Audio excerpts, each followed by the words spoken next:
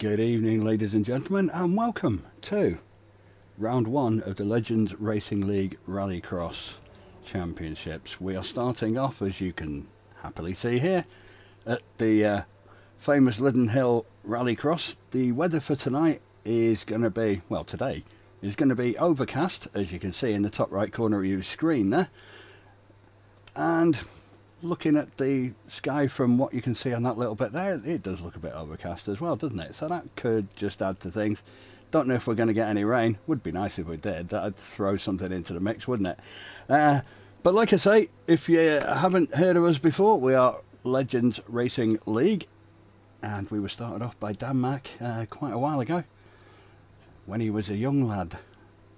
Now he's off to uni and he's getting old, bless him. But hey, this is our Heat 1. This is our Round 1 Heat 1. We should have had more than this, but unfortunately we've got one or two late entrants, so we're down to two. We've only got the two lads, so this could be an interesting heat, couldn't it? Who's your money on a two-horse race? I guarantee you, I'd probably go each way and still lose. Heat, couldn't it? Who's your money on a two-horse race? Forgive that. That was just my stream coming back through there, which I've just turned off because we don't want to hear me twice over. That's just the last thing anyone would want to listen to, surely. But hey, we're ready to rock and roll anyway. Round 1, Heat 1. Who's your money on here? Who's your money on? These two guys know each other very well anyway. Bucko Bomb and Jim and Alt, they know each other really well. There's a chance that one of them was going to go straight off for a Joker lap. Obviously, Joker on here, as you can see, just is slightly more taking you out of the comfort zone on this. You will get to see over the season, though, that some of these Joker laps are actually shorter than the normal track, but on this occasion it isn't. So anyway, Jiminal's flying away with this at the moment in his Honda, whereas Bucko Magnus here is in his wake. He's eating his dust at the moment. It's a nice clean run with these two guys. Should be a really fast time. At the end of the day, you're never going to get a better chance to get a fast time in. Oh, this is that lovely. Oh dear, that is not recommended. That's what I did the last time we raced here. You're going way too far back there, Jiminal, mate. You were going so well. What have you done? What have you done? You've just... Oh, dear me. I shouldn't be doing this, really. I shouldn't be saying this. You're still stuck in reverse. You can't get the car back in first. Now he has. But I think the steering's gone. I think the suspension's knackered. You were doing so well, but now you've mullered it. But anyway, there's three more chances to go. So, hey, let's jump on board. Let's jump in here with Magnus, who just loves to go sideways, as you can see there. He gets that just very nice. Unfortunately for Jiminal, finishing second isn't as good as it sounds, because it's the time that matters here, people, as you well know. For those of you that don't know, you do now. The time is all important, because in every round, the idea is, if you get the fastest time over the 4 heats in that round, you will top the leaderboard at the end of that round, and you will get 50 points. Do that for all 4 rounds, and you are top man, as Magnus decides to have probably one of the quickest lawnmowers known in this part of the world, but it's a lot less bothered than a hobber anyway, from what I've heard. But in the meantime, he's flying away. It's be interesting to see what the time is. I'm told around 2:42, 2:44 is a good time for the 4 minutes around here. We'll soon find out if I got that completely and utterly wrong, because I'll look a complete melon if he manages to do something vastly different to that. In the meantime, Jiminal, poor thing, is... Well, sorry, you're doing that bad, you're not even worthy of watching this one, but I'm sure we'll make that up later as Magnus goes flying. So, race is complete. There's a bit of a whitewash there, because poor Jiminal, who was doing so well, he was so pleased to be back now after going round that chicane and deciding to, well, stick his face in it, for want of better words. Yeah, not the start he wanted, really. He will be remembered, but probably not for the right reasons. So anyway, in the meantime, Magnus takes the win in this heat. The times will come up on here. Jiminal, hide your face, mate. You don't want to see it. So, 2 minutes and 39 then. So we were looking at 2:42, 2:44. I wouldn't be surprised if that was one of, if not the fastest time tonight, because in a two-man heat, with poor old Jiminal decided to take himself out of the equation after a really good first lap, then it becomes a one-man race, which is perfect conditions really for putting together a pretty damn good lap. So 2:39 for Magnus in that one. Obviously what now happens is we will have, or we did have, just for you to understand, that we had all four heats running simultaneously. Yes, try spelling that. And no, it's not T-H-A-T. So all four heats run simultaneously. Those results, or the screenshots of those results and the times, will be fed through to Dan Mack, who will be there with his abacus, which he brought back with him from the 8th century BC. And he will now be feverishly working hard in trying to get this abacus to work with Windows 10, which it probably won't, because it won't be compatible, will it? But anyway, he will get that to work, and then we will have some results. So we will see who's the fastest. I'd be surprised if anyone beats Magnus's 2:39 over that, because all these other people will actually have had other people in their heat. Unfortunately for Jiminal, he's got 3 more chances to get it totally right, and I'm sure he will, because I have all the faith in him that he won't be the only person to crash. If you are, unlucky, but you did do it well. The bad side of it was getting stuck in reverse gear. I reckon you probably did more damage by reversing back into the oil drums, but hey. This is what it's all about. This is what RX is about, isn't it? Let's face it, everything could be going brilliantly, and then all of a sudden everything goes, I'm going to say Pete Tong. We're going to keep it clean, aren't we, for tonight? But, yeah, that wasn't really what he had in mind. That wasn't the best way of doing it, but welcome back anyway. Now you know what you've been missing.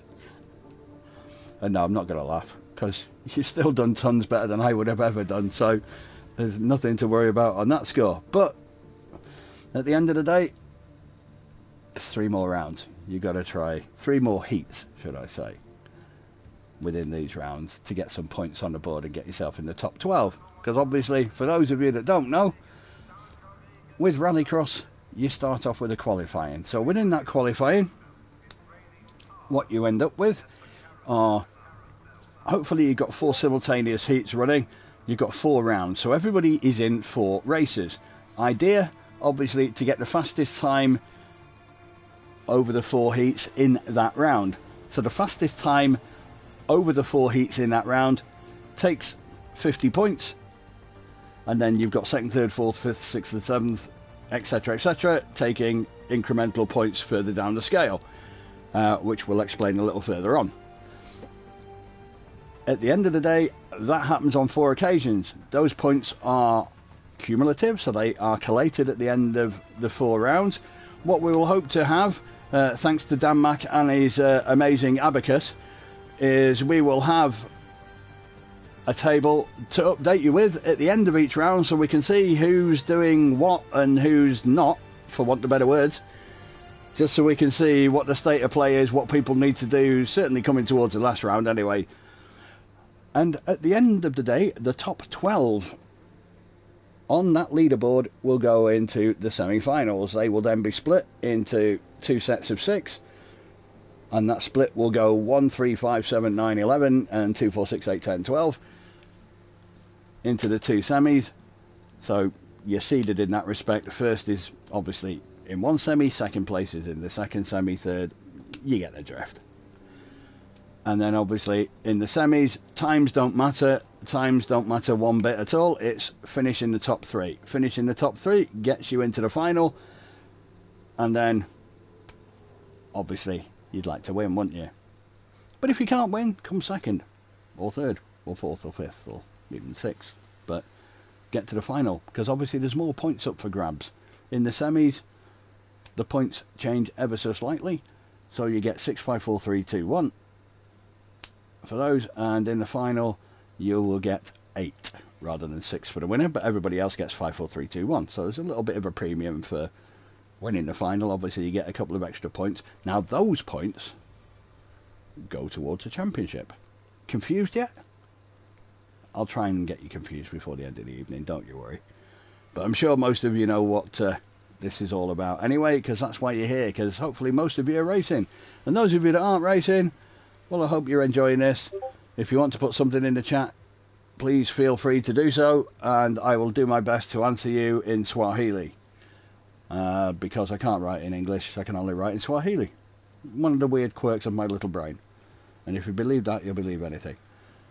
But obviously, we will give you an update as soon as we've got it. It's like the Eurovision Song Contest, isn't it? You know, everyone's going back and they say, right, this is the vote from this jury. And then everyone finds out that it's political. We don't do politics here, people. We just don't. We are a politically free zone. There is no Brexit. There is no nothing here. Nil. No hard borders. Nothing whatsoever. The only hard borders are the oil drums that Jiminal crashed into earlier. Sorry, mate. But they are the only things. Oh, yeah, and we do have some fences and some railings and things like that that people will no doubt try and find their way to hit at certain points over this evening. But hopefully not too often, because we don't really want that, do we? Let's face it. Oh, we had a little intermission there for the moment. I'm not quite sure what happened there, but probably my stupid controller, because it's made by Sony, isn't it? Need I say any more? Probably not, actually. But in the meantime, we're just looking in on here. And what was going to happen tonight, I'll let you into a little secret. We were going to do rain this evening. We were going to do rain. But we decided to change it to overcast, because we thought rain would be a little bit wet. And we didn't want anyone getting wet, so we thought we'd just go for overcast instead. Just make people think there might be some rain. Because we thought it was going to be rain, but the weather actually changed in the last few hours, so it became overcast instead of rain. So that's why you got overcast instead of rain.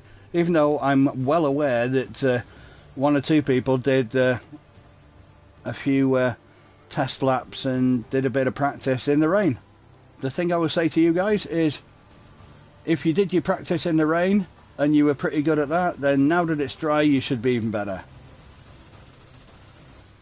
But I don't think it'll matter without some of these guys. I think in all honesty, these guys will be fine. I think they will adapt marvellously to all of this.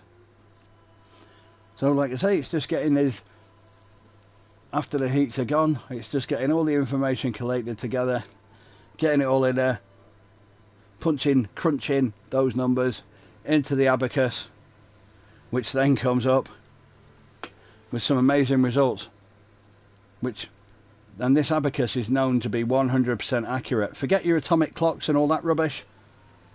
This abacus was around well before then. Atomic clocks hadn't even been thought of. In fact, atomic hadn't still been thought of. And by that I mean in the song by Debbie Harry in the early 80s. For those of you that are old enough to remember, this is what's called waffle. It's just proving that I've got a mind full of knowledge that nobody is interested in listening to. So, well, tough. You're listening to it, whether you like it or not. That's the way it is. And that was a song by Bruce Hornsby and The Range. And that was also in the 80s, but I digress. So, yes, it's definitely overcast. There are people asking that question. It is overcast. It certainly looked that way to me. And it definitely was, because it didn't rain. That much I know. It definitely didn't rain. It might do, but it certainly hasn't so far. And what also has to happen, which I haven't explained as yet, obviously once we have the final table for round one, or for the first set of heats if you want to put it that way, then obviously that determines the lobbies for the second round. So for the second set of heats, obviously it's all done in time order. So the top four will run in one heat, 5 to 8 will run in the second, 9 to 12 in the third, 13 to 16, assuming you had 4 in every heat, would be in the fourth heat. And then obviously what you will do then is those times will be collated at the end, and again the 4 fastest from the second set of heats would become lobby 1 in the third set of heats. So it's all done on times. The top 4 basically will always be in heat number 1. So your fastest guys from the previous set of heats will always go into number 1. So what you would ordinarily expect to get is all the fastest guys racing together. That's the idea. It generally works, if I'm quite honest, and it gets everybody going. So hopefully we will be all fine and dandy. Let's just keep going on this. So at the moment there's just one or two bits and bobs just to make sure of everybody. So again, just to confirm for everybody, all the heats are always 4 laps. The in-game date is the 1st of June. The session start time that we're racing with is 2 o'clock in the afternoon. Obviously time progression's real. It's in summer but it's overcast, and the weather progression is, like we say, in real life, just the same as the time progression. It all runs exactly the same. Just if anyone was in any doubt as to what that was or what it should be, then hopefully that makes it as clear as mud. Because mud is very clear, as you can tell. Not. It's usually brown and messy and, well, it's not that great. But hopefully these guys will be able to get it all going soon enough. But occasionally you just get little hitches, especially when you're trying to do this as close to real life as possible. Obviously we do not have all the amazing computer equipment that these dudes have when they do it properly. It would be very nice, don't get me wrong. We would certainly like to have all that, but in reality we don't. And it'll be a little bit of a trial and error thing throughout the season as we try and modernise things and try and improve on things. We did a test run and obviously we came across a few things during that which didn't quite go to plan exactly, but that's the idea of a test, isn't it? You do that to hopefully fathom out what's going on and try and put right any wrongs. But occasionally things do happen, especially when you've got a group of people and you try and get everything in the right way. Occasionally something can be missed. It's easy enough done, and then we get a little bit of a hiccup, but nothing is insurmountable. Everything is okay. Everything can be fixed. Nothing is a problem. So I guarantee what most people are going to do after the first race, they're just going to fast forward through all of my efforts for the last few minutes talking complete and utter banal rubbish. There, kept it clean again, didn't I? Until we get to heat number 2. It's just like when you record something on Sky on your hard drive, isn't it? And it's like the adverts come on, you go, not listening to them. What do you want to listen to them for? You want to watch your programme, don't you?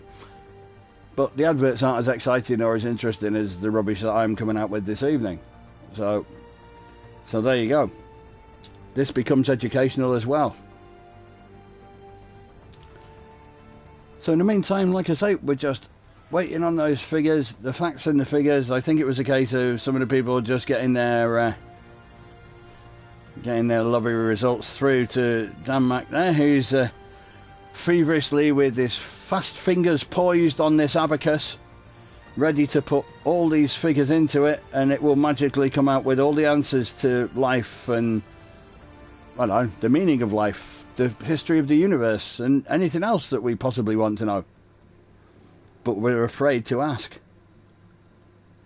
So I think he's had all the stuff in from obviously lobby 2 and 3. We're not sure about lobby 4. It seems to have disappeared into the wide blue yonder, but hopefully it did take place.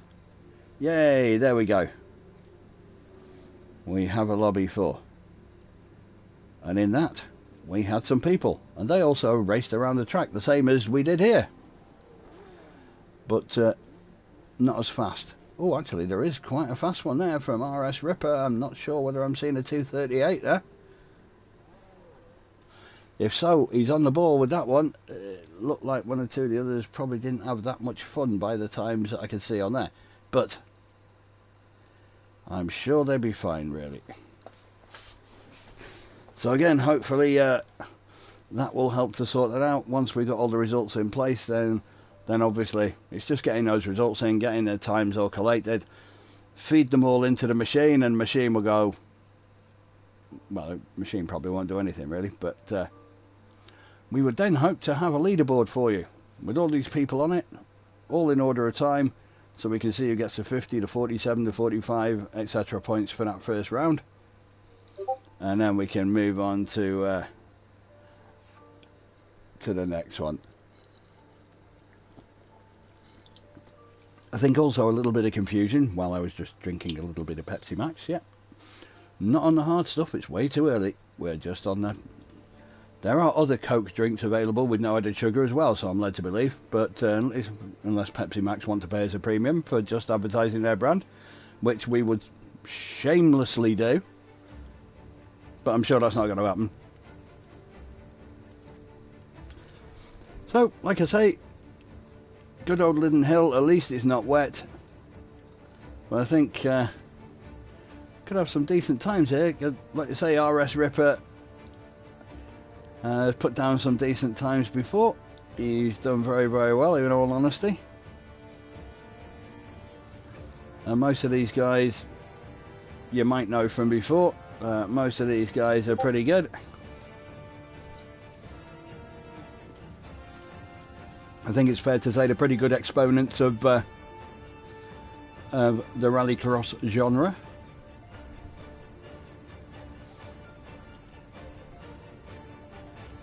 So we just want to double check with a couple of bits and bobs, because we're just looking at that weather and it looked as if they might have done that one in the wet, but we shall find out. I mean, yes, they were asked to rerun that one, so hopefully they did, but if they didn't, then the time will probably have to stand, I would imagine, because it would sort of impact on everybody else in the time-wise if they didn't run their lobby correctly. But again, this is where it all comes down to the old communication thing that us human beings do. And if you heard what that whinge was, that was my cat Marmaduke, who was looking to try and get out the room.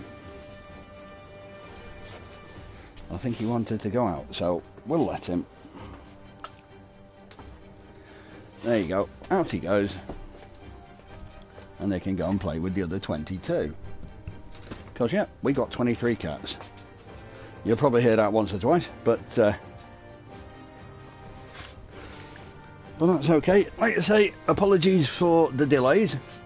No, these things do happen. That's unfortunately in life they happen all too often, don't they? But you know, we try and strive to get everything absolutely spot on as much as we can. We do what we can,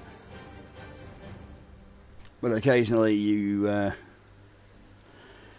can't legislate for somebody mishearing something or somebody being told something that isn't quite correct. So I think what's happening is I think they're going to rerun that race. So that's what the hold up is for the moment, okay? Just so that everybody's well aware of what's going on, because they might think, hang on a minute, we've all run our races, what the hell's going on? That's as much as I'm aware at the moment. I think they ran it in a rain setting. The lobby settings were incorrect for that one. The other three were ran correctly. One was ran incorrectly, which is a bit of a shame if somebody did really well. But technically the time should be a lot slower in the wet than they would be in the dry. I think that goes without saying. So I think what happens, what is going on, is they are rerunning that, obviously in the overcast setting that is the same as everybody else, so it's all fair. So I think they were doing that, and they've literally only just started that one, so that's going to take 2 to 3 minutes for them to get that race run, I would imagine, just to get it all done and dusted. And then obviously once those times come in, then Dan Mack will be able to add those times into his abacus. which is probably about the size of, I don't know, I mean, how big would an abacus need to be to do all that? Probably in those days it was probably the size of a football pitch. That's my interpretation. I always remember computers coming out when I was younger, thanks, and they were rather large, whereas nowadays basically you can have a mobile phone that's way more powerful than the computers ever used to be, with the stupid floppy drives and all that rubbish. Anyway, what's that got to do with Rallycross? Absolutely nothing at all. So hopefully, like I say, they've got the rest of all that sorted out, and that should get us back on track a little bit. I mean, the aim, and please don't laugh when I say this, but the aim is to probably get each round wrapped up, certainly within around about a 10-minute spread. So that's 10 minutes between getting the race run, getting all the figures in, getting everything collated, getting the results of each round of heats put up, and then obviously get the grids for the next ones, so on and so on. That's what we'd factored in for. At the moment we've been going half an hour, but these things happen, don't they? It's live. I know. I won't quite say it's live TV. I'm not that big-headed to say it's live TV, but it is live in that respect. That is one thing that is exactly the same, because when it's live you just haven't got a clue what's going to happen. In truth, the only certainty is that it's uncertain. And that's an absolute definite. In the meantime, you're going to hear this noise while I open a can of No I Did Sugar Orange of a certain make that you might know, but it usually features, the adverts feature a pretty rotund bloke who looks orange. So if you still can't work it out after that, I give up. And I can guarantee you that it's wet. It most certainly is, and it's very nice. So, in the meantime, I said hello on the chat and nobody said hello to me. Am I Billy No Mates? That's just wrong, that is, isn't it? Gutted. And the people that we did have watching have disappeared. They've all gone. They've all gone and left me. That's just terrible, that, isn't it? I'm all on my own. But then again, I'm never bored because I can have a conversation in a phone box. So that's okay. I'm just looking at some of these things on here, but it is quite interesting. But once we get this all together and we get it down to a fine art, which I'm hoping that we will do, but we will get it down to a fine art ultimately. And then the idea is that we would then get the 4 qualifying heats all wrapped up maybe in 40-45 minutes. Be nice to do it quicker if we could. If we could do it in sort of 5 to 7 minutes per heat, that'd be brilliant. No, that's something that we'd like to aim for, realistically, because if again, dependent on the track, it can all change a little bit, but even if you allowed 5 minutes per race, per heat, so that'd be 20 minutes. If you allowed, I don't know, another 5 minutes, to be reasonably generous, for other people to get the other hosts to get the information through to Dan Mack and his abacus, then that gives him 5 minutes then to be able to collate all the information and put the results out there, so that we can then see who's finished where. And while I'm telling you all that, then obviously they will then be collating the grids for the next round of heats. Everything would then flow beautifully, and then we would be into the next round of heats. Happy days. And away we go, and we repeat that process through 4 heats, get to the end, have a final table with updates all the way along, obviously, to keep everybody informed, including those that are racing as well, because, hey, you'd want to know, wouldn't you? Let's be fair. I would. Even if it was bad, which in my case it probably would be, but for the rest of it, you'd probably be okay. You're just looking to see, you want to be in those final 12 places. You want to be amongst the dirty dozen, don't you? Or we call them the deadly dozen, dirty dozen, dopey dozen. I don't know. There's something anyway, aren't they? So I think we've got the offending result, or the outstanding offending result, that's now been raced under the correct weather. So hopefully we won't be too long. It'll just be a case of factoring those in with the rest of the times that we had in there. And then with a bit of luck, we've got the table for the end of Heat 1. You see, when you're looking at all these things, yes, there's a lot that goes into trying to get this as realistic as we're trying to make it, and that really is the crux of the matter. You could do a few rallycross races, you could do this, that and the other, and say, right, top two go through, you do this, you do that, whatever. The nuance here is that we are trying to replicate it as close to real life as is humanly possible within this game. There are certain restrictions obviously within the game that mean we can't do everything absolutely spot on 100% as it is in real life, but the majority of things we can. So obviously then it's just a case of finding out how you can work these things in various different ways, i.e. it's okay for us to run it, that's for one, but also if you want to watch a stream, we want it to be halfway interesting for you. We don't want you falling asleep out of boredom halfway through, which you might be doing tonight, so apologies if you are, but as long as you don't snore too loudly, then that's okay. But like I say, you know, these things are sent to try you. Sometimes, you know, the unexpected happens. In fact, it usually does, doesn't it? So really the unexpected is actually expected, because if it usually happens, then it wouldn't be unexpected, would it? Can you work that one out? So in the meantime, anyway, we've got the Q1 results. I will rattle them off for you, just so we know. And I thought so. That was a cracking time from Mr. RS Ripper there. He put in a 238.7. So that's the benchmark for tonight. Martin number 10 put in a 239.7, with Magnus putting in a 239.8. Helmer got in there with a 239.98, so they were all pretty close. Hellboy with a 240, Ripper Rapper 241, MPR Young with 242, Karim 244, Robin 246, he might be disappointed with that, Criminal 250, and I'm only saying that because Robin sets his bar high, in all fairness to him, not through any other reason.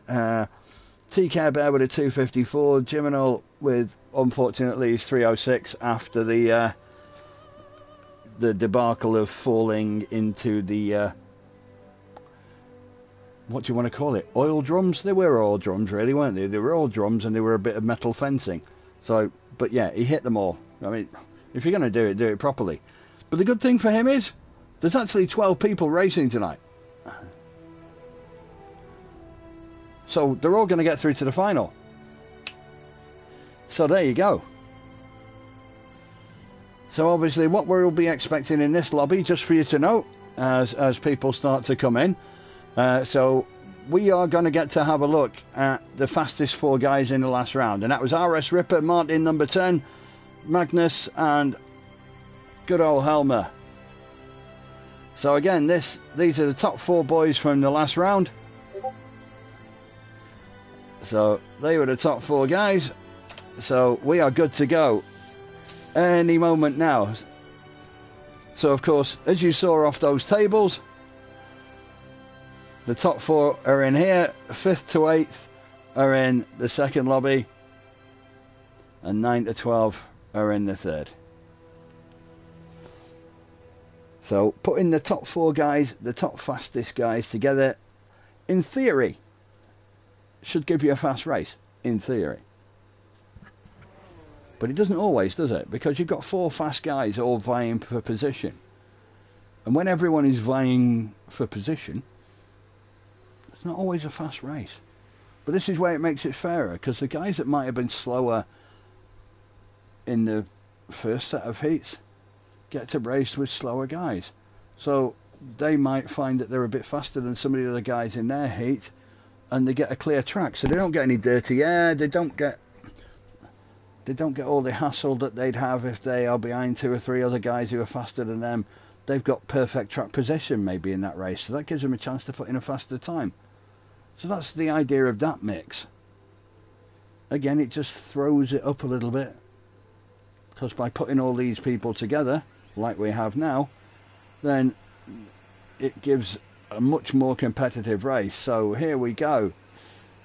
So this is heat number 1 of round number 2, and we're looking forward to a pretty competitive hot race here, and we're ready to go. There's a pretty good start off the mark there so 3 have gone straight ahead without the joker.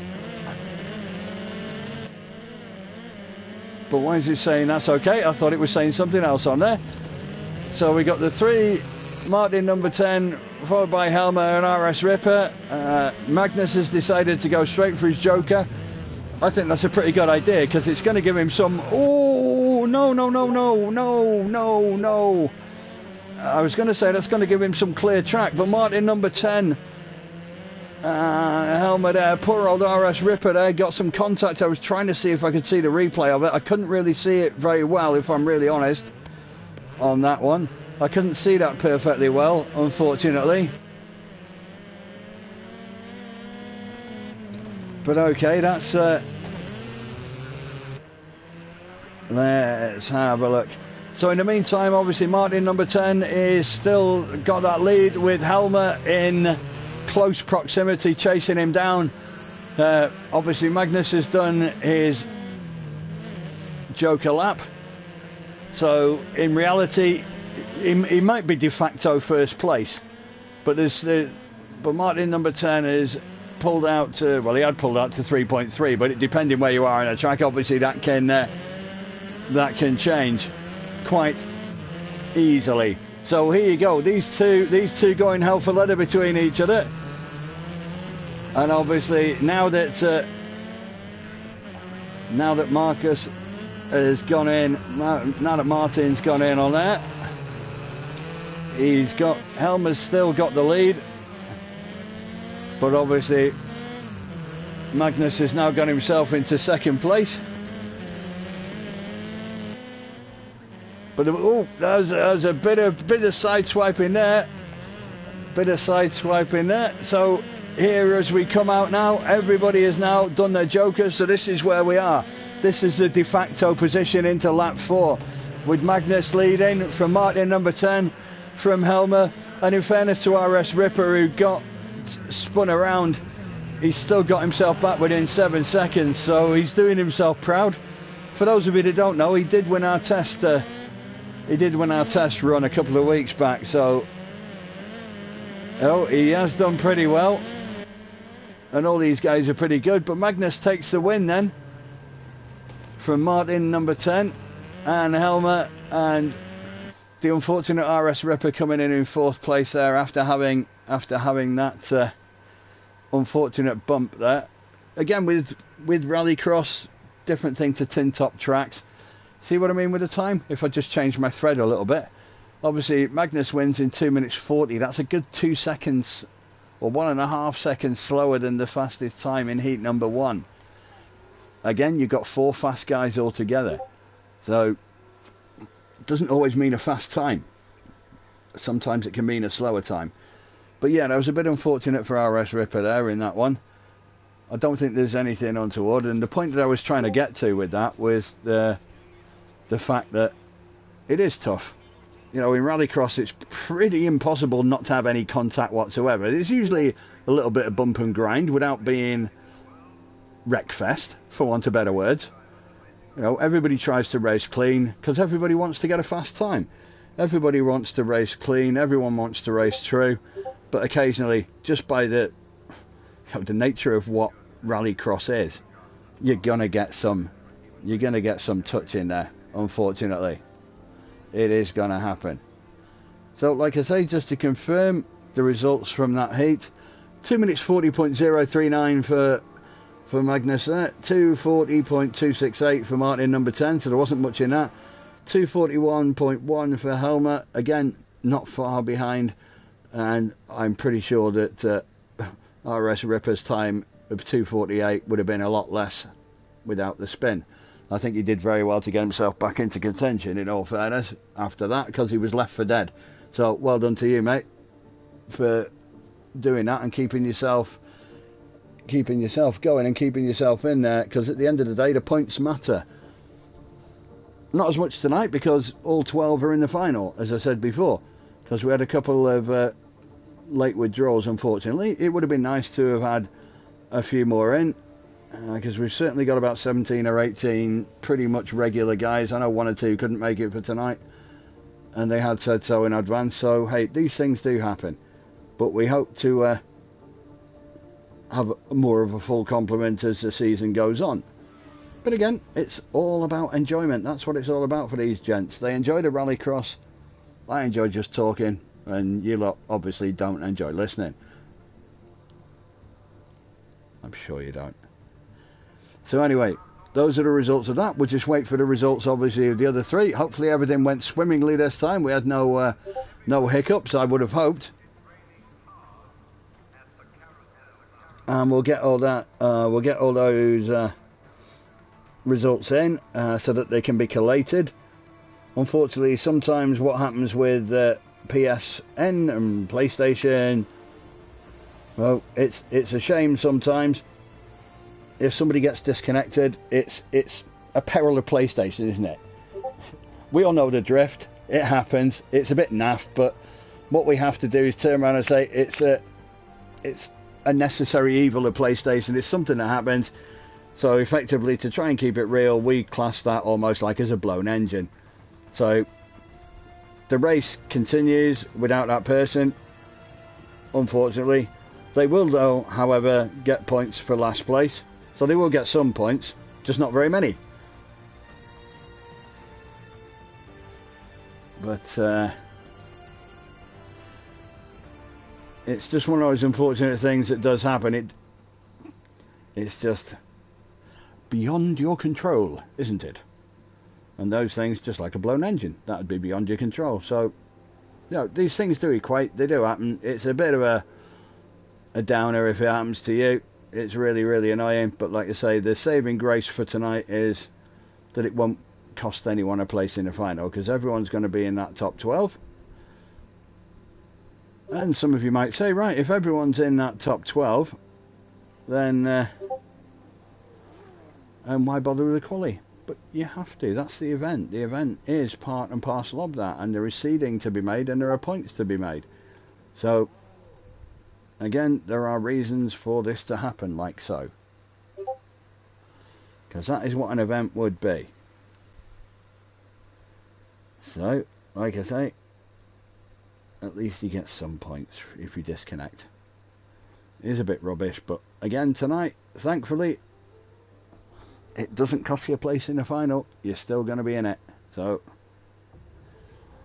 from 1 minute it could be down, because we've had it quite a few times before where somebody is actually not qualified for a final.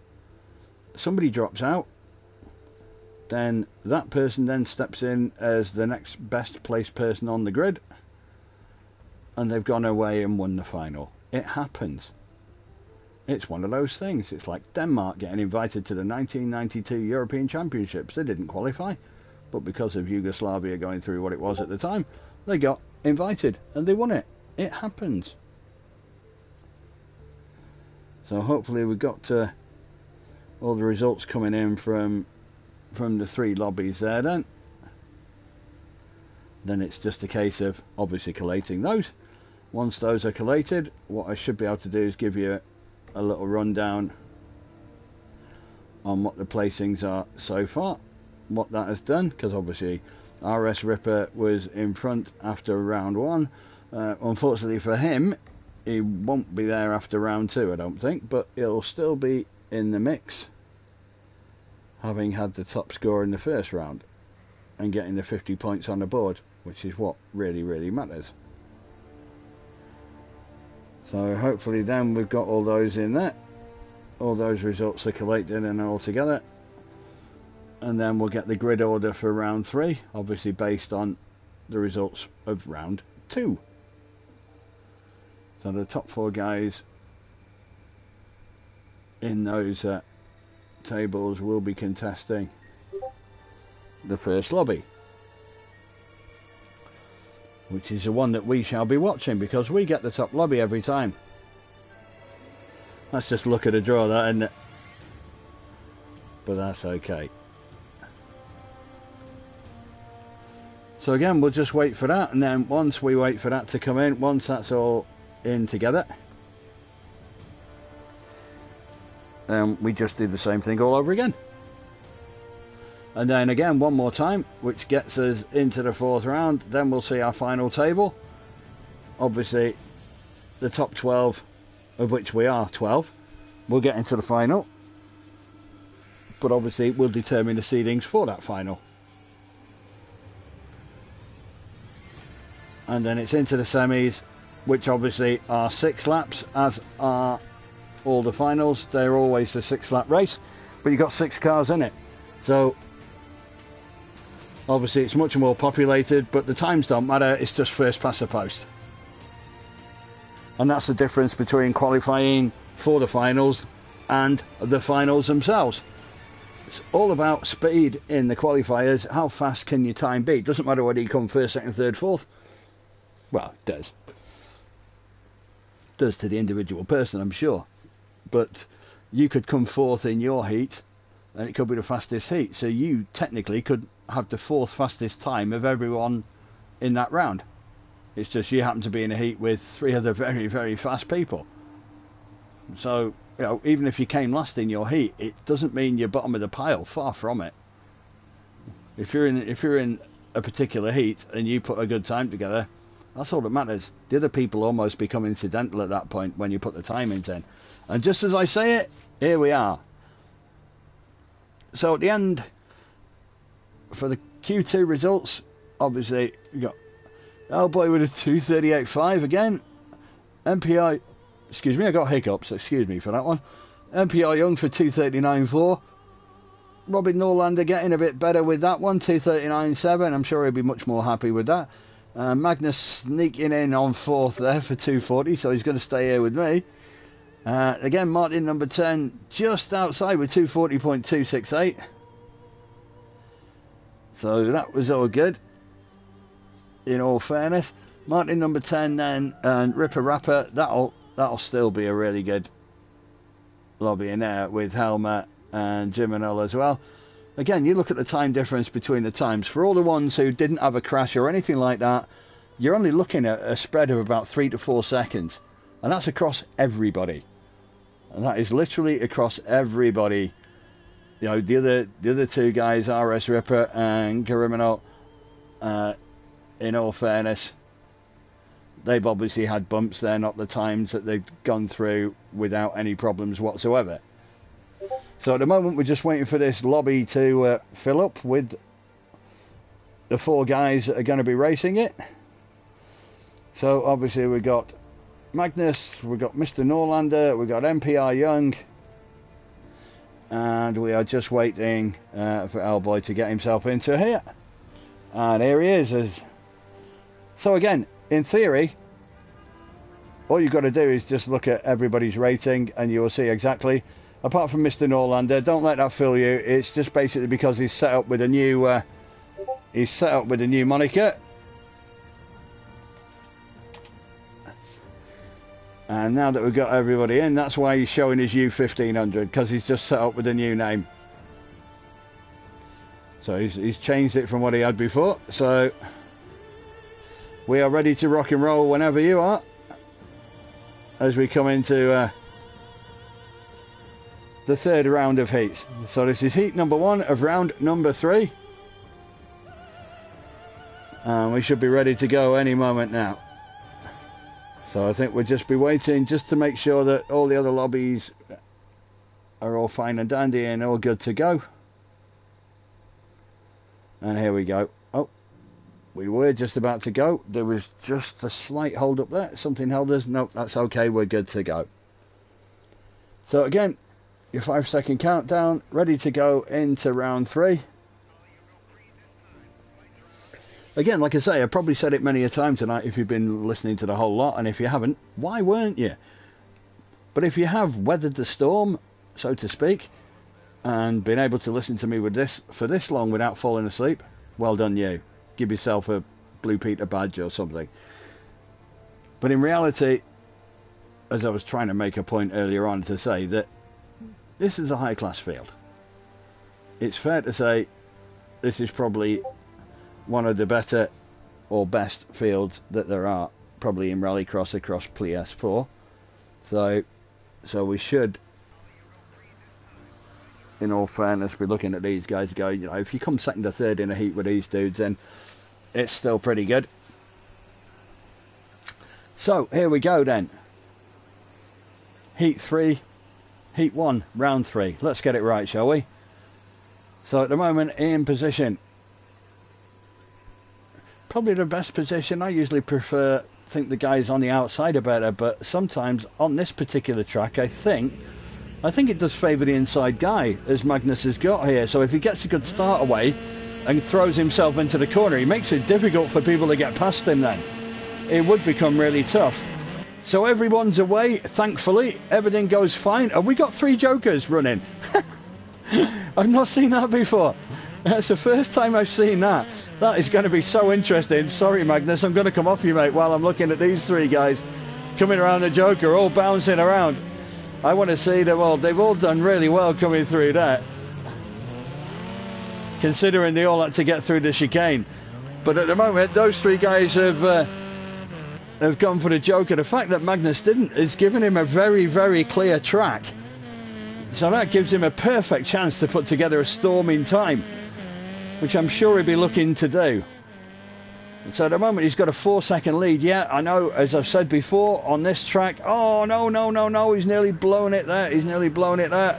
Oh, he's coming around the banking. That is so tight. He would have had probably about a second to spare, but I think as he went up on the banking there, or the berm, if you want to call it a berm, but it is like that, isn't it? That cost him some time. So now he's got a bit of a fight on his hands. Everyone's done the joker now in this. So I think between Magnus and MPR Young, as we stand at the moment, it's a pretty tight fight. Excuse me there while I coughed, and hopefully I muted that. If you did catch it, apologies. Oh, Magnus there, he had to slow down a bit. He had to slow. And I think somebody mentioned that MPR Young might actually have the record, the world record on this track. I don't know that. I don't know that for a fact, but if it is, but this is so tight. And MPR Young has been able to take Magnus on that corner in lap 3. Look how tight everybody is in this race. It is so tight with between Norlander, Elboy, Magnus and MPR Young at the front. This is so tight. Oh, Magnus has hit the barriers. Oh, no. You've gone from 2nd to 4th. You've just... Oh, but that's rallycross for you. That's what happens. 1 minute it's brilliant. The next minute you just killed yourself. A slight little bit of overdoing it into one of the corners and not taking it quite right. It just caught the fence, and that's cost him, unfortunately. That's cost him, giving him a 4th place. But the fact of the matter is, it still, I think anyway, appeared to be quite a fast heat. There you go. So it was. So you know what, 241.9 in coming last in the heat is not bad. 241.9, 241.4, 241.2, and a really good 239.8 from Mr. Young there in taking that heat.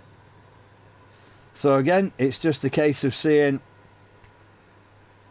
how the other 2 heats pan out, how they all do, and then we'll be able to see how we're doing at the end of that round. Obviously, I wasn't able to give you a collated scoring at the end of round 2, but the fact is, like I said before, the fact that all 12 people are going to be in the final doesn't make it as important as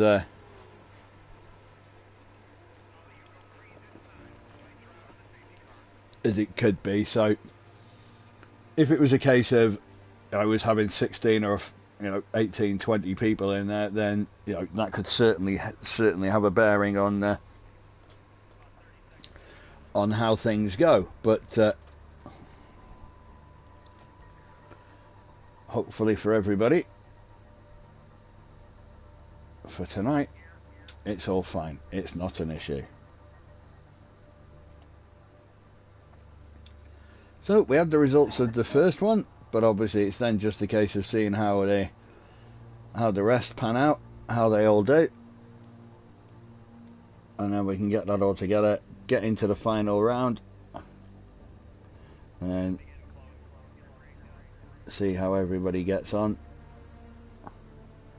and then get ourselves into the business end of the proceedings, which obviously are the semis and the final, because that's, I won't say that's when the real action starts. The real action starts straight away, but in reality, that's when everything goes quite well.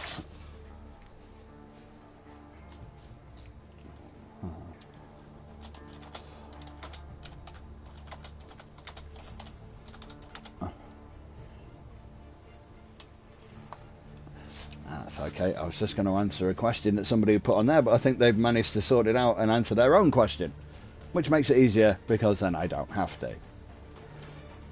And anything works well like that. So, like I say, that's another round down, so that's 3 of ours, 3 down out of 4. We just wait for everybody else to get their results in. It would have been nice in a perfect world, like I said before, it would have been nice in a perfect world to be able to show you every single heat, so you get to see each and every one. Difficulty with that is obviously, you can well imagine, the time.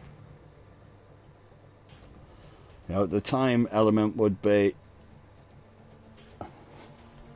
quite difficult, because obviously that has been tried before, and it takes a hell of a long time to get through 16 races or 22 races or something like that. It can be an awful long time, and without being rude to anybody, I don't think anyone wants to sit around for 3 hours, do they? Be nice to see them all. Like I say, if there was a way of doing that, of being able to do to sort of simultaneously put them on a stream and stuff like that, that we could get that done, then that would be kind of cool. If there was a way of doing it. At the moment, I'm not sure if there is, but if we manage to fathom one out sometime in the future, be rest assured that we will have a look at doing it.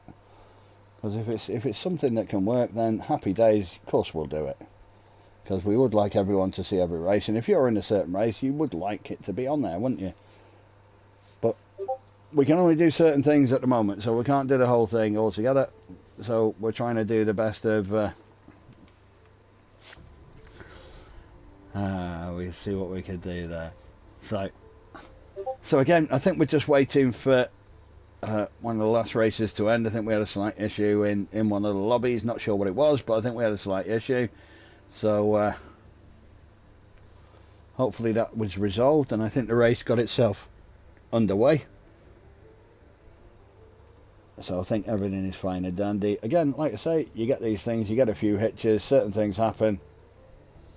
But everything's a learning curve. We're always going to learn. We're always going to pick up. And that's what it's all about. It's all about evolution, improvement, seeing what goes right. Great, that's happy days. We can bank that one. No point wasting time on things that go right. You spend your time on the things that go wrong. Because they're the things that are going to make it smoother, neater, and an altogether better presentation for everybody to watch. And I know you can whiz through stuff and all that lot, but it'd be nice if, you know, you can watch the whole thing, because it all runs well and it all fits in nicely and it all flows smoothly. Because that's what we want. And ultimately that's where we will get, because that's where you endeavour to get to. That's what you look to set out to achieve. In theory, it works perfectly. In practice, it's just getting all the little bits just to get into synchronicity. Which was an album by the Police back in 1980 something. See how many I've managed to chuck in here? How many different references I've managed to get in here? See, this is educational. It's like I tell you. It's not just any old thing. The educational stuff also works too. You get to learn when you come here. So we're just double checking, making sure one or two things are fine. Again, just making sure all the lobbies have run smoothly and we've got the relevant results in. Again, logistically, it's not the easiest thing to do on a PlayStation. It's tough. It presents its own challenges, but that's the aim of the game. That's why it'll be all the better once we get it down to a fine art. That will just particularly make it much more, I won't say challenging, but it'll just make it much more interesting from our own perspective. I think if you get something right where it's been difficult to try and get perfect, because weird things happen, like people being in wrong cars or people not in the right lobby, or all these things take time. And obviously we don't want to alienate anyone because mistakes happen. So what we try and do is just make sure we get everything as good as we can, and we learn each time. From something that doesn't work out perfectly one time, we will learn from it and we will look to make it much better the next time out. Mistakes are fine. Mistakes happen. Things happen that you're not sure of, that you don't know because you can't read the future. I think some of the guys have had a good race anyway, judging from some of the chat I can see, which is great. So that's good from that perspective. So at least they had a good race. Then it's just a case of us getting everything where we want it to be. Yeah, I can see not so much the race result, but I can see the screenshot. I can't read the actual wording on there because it's that small. I need a magnifying glass, and as I haven't got one to hand, it's not likely to happen anytime now. So we will just wait for all those results to be collated so that we can get ourselves a table up there, see who's done what in this round, and then we'll see exactly where we are and get heat 4 underway, or round 4, get those going, and then get obviously our final tables. I mean, we know who our final 12 are. They're the 12 that we got, but obviously we need to know what order they're in, just for the seeding for the semis, etc. And then obviously we change the focus completely then at that point, because it's not about times anymore. It's about finishing first, second or third. And again, like I say, the focus in qualifying is to get going, is to get some decent times on the board, because that will determine where you finish in the table and what points you are accumulating. Because as well as those points, where you finish in that table, be it 12th, be it 1st, where you finish in that table will determine that you'll get points. If you top the qualifying table, you get 16 points. Obviously it then goes down incrementally until you get to 16, but obviously the top 12 then go into the final, so they get the chance to accumulate further points. So when you go from those points plus the points that you might gain from the semis or the finals, those are the points that count towards the championship. You're definitely confused now, aren't you? I'm sure you're not.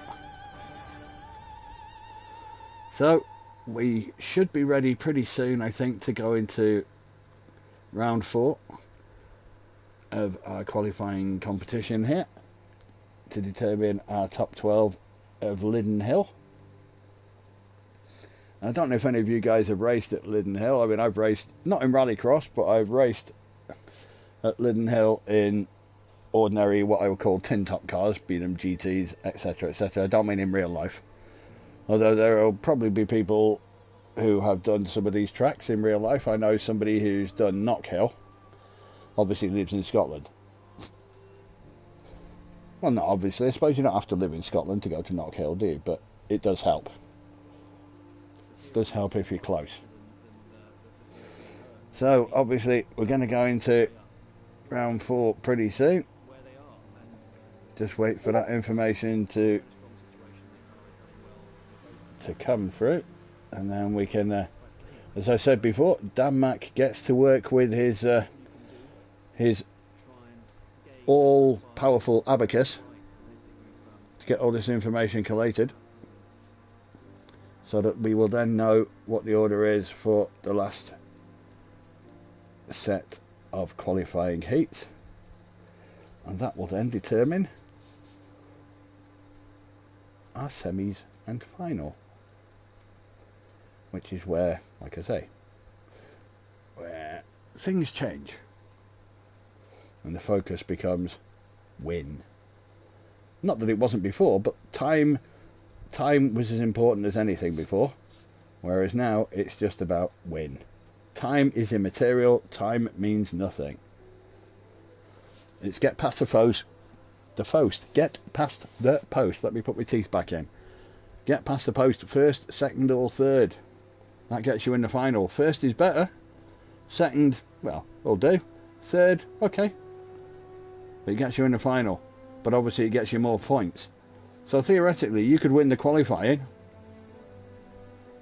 You could literally win the qualifying competition, but then finish 6th in your semi-final, or 4th or 5th, and go out.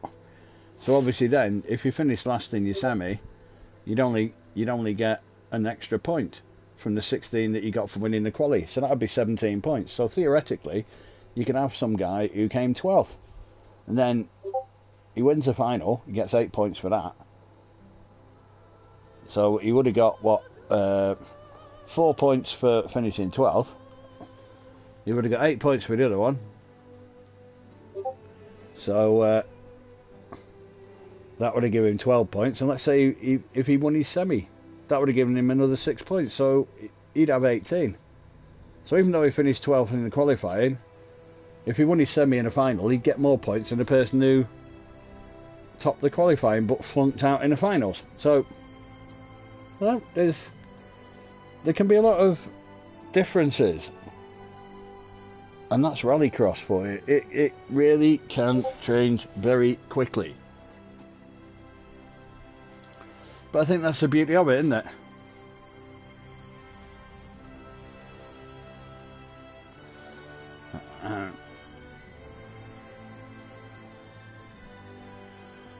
But we might have had an issue in one of the other races, but we can. Obviously that'll be reviewed. Any issues that happen in any of the races, if they send us a video, obviously the stewards get to review that. And if anything is found untoward, then things can be done retrospectively. It's difficult to do them on the night. Sometimes you can. In a perfect thing, everything works swimmingly and we don't have any bother. But hey, it's rallycross. You ever watch any of the real rallycross without any incidents? Did you? No, exactly. So, hey ho. But like I say, things happen.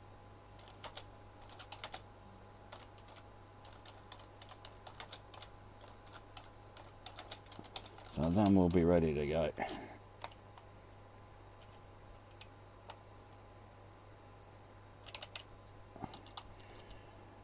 Okay, so where are we?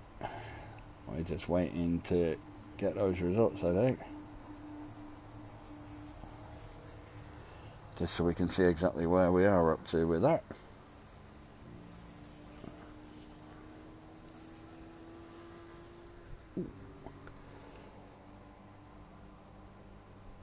Let's have a look.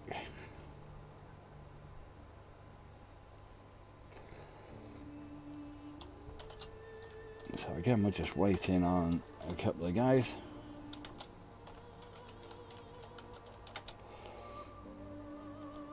Let's see.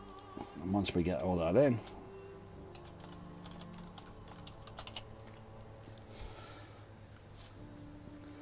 so we'll just wait for all that to come in now. Shouldn't be very long, and then we'll just get the excuse me, we'll just get the last bits together, then we should be good to go.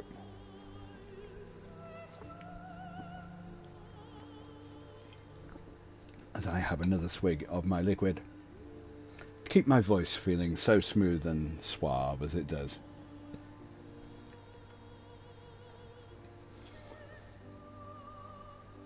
Okay. That's okay. So again, we're just double checking on one or two bits and bobs just to get them cleared up before. And again, like I say, these things do come up. These things do happen, and it can throw up something that you're not so sure about, that you didn't know was going to happen. Because hey, for all the things you can think of and all the obvious bits and bobs that you think, right, okay, I know about this, I know what's going to happen, we look at these eventualities, we try and put a contingency in for them, etc, etc. Some things will happen that you don't know about, you can't legislate for, you don't know exactly why it's taking place, and it just messes everything up. But I suppose the beauty of that is that you learn by that, and once that whatever it is happens, you then make sure that you put something in place, or you work in such a way that it doesn't happen again. So for those of you watching tonight, I guarantee you in 2 weeks time it won't be like this. That much I can tell you for nothing. Because we look at all the things that won't go right, and some things have happened tonight which didn't happen 2 weeks ago in the test. And that's just how it goes. Some things just happen like that, and you've got no bearing on it. You don't know what's going to happen, but it throws some things up to us, and we can have a look then and see where we are. And then we can look at ways to see how we can combat some of these things. So I think the hold up here is just waiting for the results of lobby 2, and I think that's what we're just waiting on. Other than that, everything else is fine and dandy. We're just waiting on that just so we can finalise. And obviously, even with a brilliant abacus like Dan Mac has, without the information to feed into the abacus, can't do anything, can it? No. Don't feed it, then it can't eat, and it can't produce. That's okay. So like I say, we got a few issues that maybe popped up tonight that didn't happen before, so we didn't think there were going to be issues, but they have. And then we can look at how we can make those better next time out, and they will be, and we will be. But the racing is the one bit that's been good anyway. The racing's been decent. So there you go. I think that's what we got there. I think we got the results up there that we needed, just to make that nice and clear and opaque, so you can't see through it. And then we will have everything that we require. I went to say that wrong as well. Don't know why, but I did. I will admit to that one. So yeah, we've got that information in. Okay, but let's just see. Let's just make sure. Hopefully we'll only be a minute or so now, just to make sure we get all that stuff in on that. But again, sometimes there we go. So we've got the so those are the lobby settings then.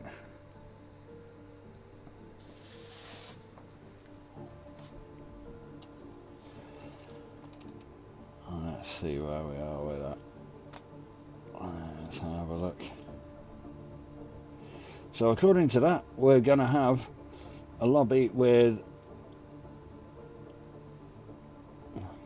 MPR Young, Robin Norlander, Elboy and Magnus again. Does that ring any bells? Yeah.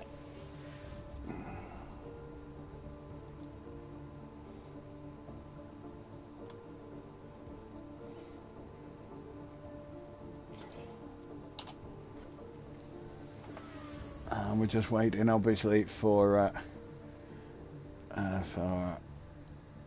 waiting on Martin to get in here. Sorry, for Mr. Young to get in. No, he's in. Where is he? No, we're just waiting for him to join in on it.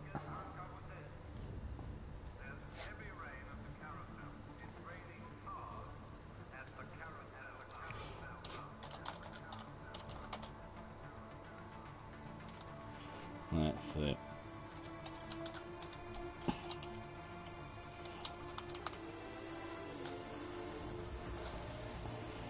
So we're all ready and rocking to go. Everybody's in.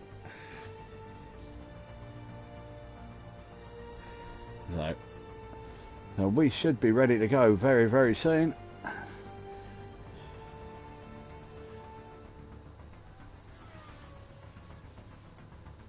I'll just wait for everybody else to get themselves in position, get themselves into their lobbies. We've obviously got our full lobby here. These are the Q3 results, which obviously you can guess from. We've got the top 4 guys in here, but MPR Young was the fastest in that one, 2:39.8.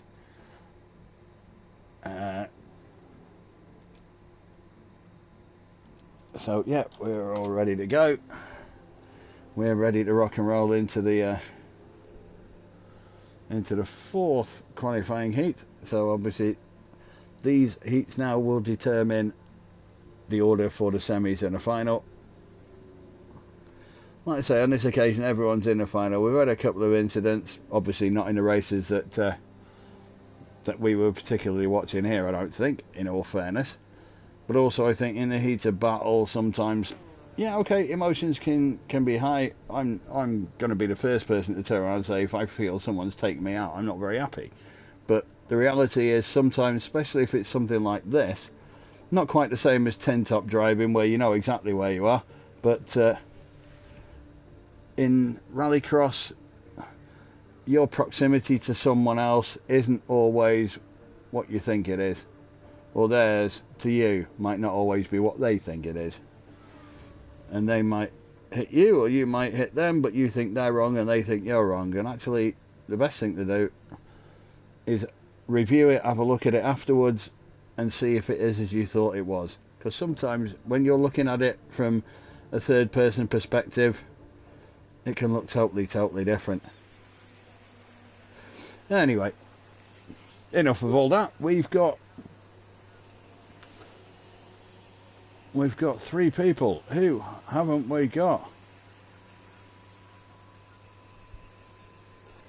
We've managed to lose Mr. Young. I don't know where he's gone. He must have disconnected. So off we go then with only the 3. Again, fortunately for Mr. Young, it's not going to matter too much for who gets in a final. Obviously he's going to lose points for this particular round because there's nothing he can do. In the meantime, we've got Mr. Norlander, and so we got Robin and Magnus here fighting out the front 2 positions, while Elboy has decided to go for the Joker straight off. If you notice, somebody's always gone for the Joker straight off in each of the races so far. I mean, the idea is you basically want to go for your Joker when nobody else does. That's the perfect thing. So Robin's going to go for his now. What needs to happen from Magnus's point of view is that he gets to make hay while the sun shines, while Robin went around his Joker. But Robin did really well on that Joker, to be fair. He's done very, very well off it. So again, running around.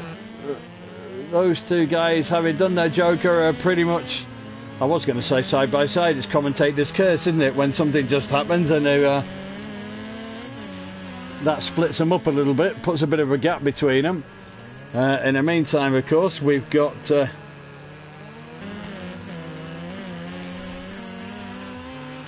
Magnus, who's still keeping out there in front. He might be trying to build up a bit of a lead so that he can give himself a bit of a cushion by the time he gets to do his Joker, but he's going to have to do it. He's going to have to do it now because we're in lap 3 coming into lap 4, so he's going to have to take it in lap 4. And then he'll get to see how it is from there. It'll be interesting to see what the where these guys end up after that's done. So there you go. Oh, he did come flying out of there, mind. So everyone has now done the Joker. So we got Elboy leading, Magnus in second, Robin in third, but literally there's a hair's breadth between them all. There's nothing in that. Oh, what's happened to Robin there? What's happened to Robin? I'm just trying to look at the replay, which is a few seconds behind. Oh, there was a bit of contact then between him and Magnus. I think it's just the backs of either car just touched. But at this speed, I suppose. Oh, no.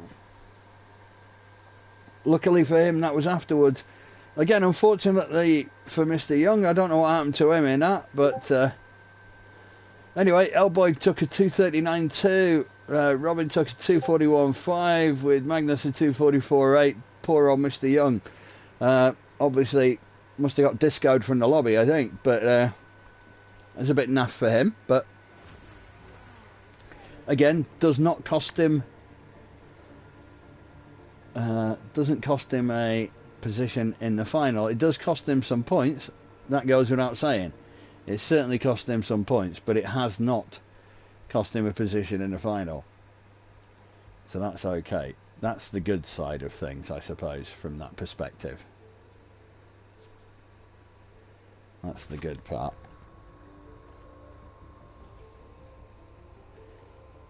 So that's that one. That's the 4th heat. Well, it's the 4th round of the heats. So hopefully everything's gone swimmingly in the others, and we'll get those results up and we'll be able to see what the final results are.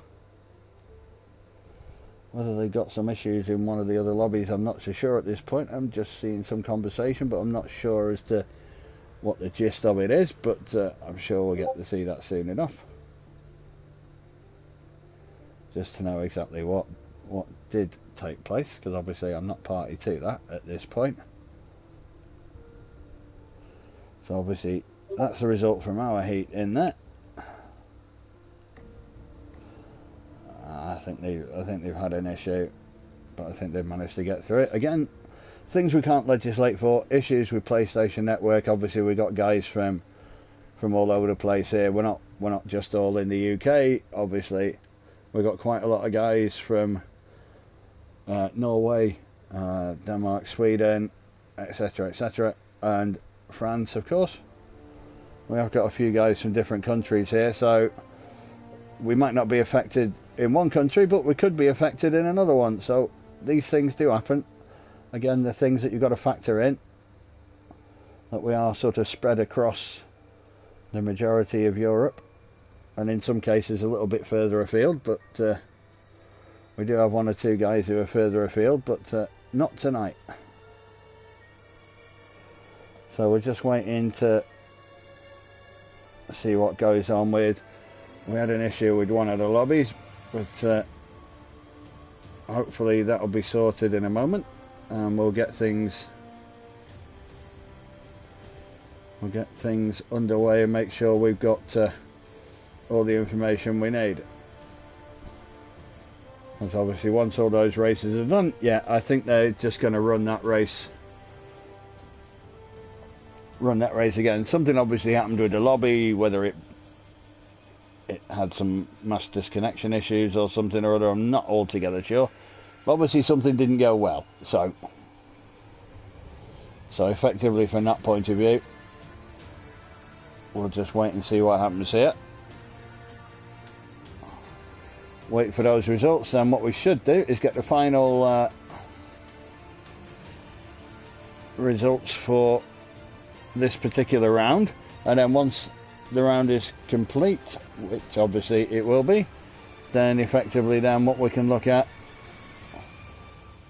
is what the final placings are. So what the final qualifying table looks like, who's qualified first, second, third, blah blah blah, etc, etc, and then that will then determine the grid order for the two semi-finals. And once we have that, obviously get the two semi-finals run, straightforward then grid order for the final. Yes, I know the main thing to do is to win your semi, but obviously win your semi in the best time, you're going to get the best. You're going to get the best position in the final.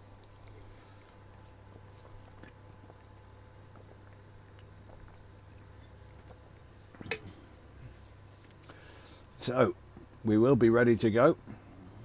Obviously you'll notice everyone else has disappeared. That's fine. They will be coming back. That's just while we get the other stuff sorted out. But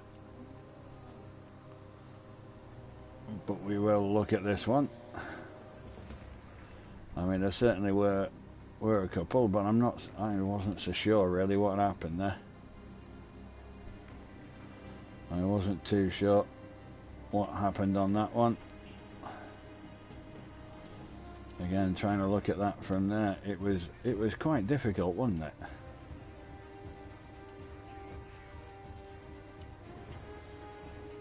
Yeah, so that does that. Let's have a look at it.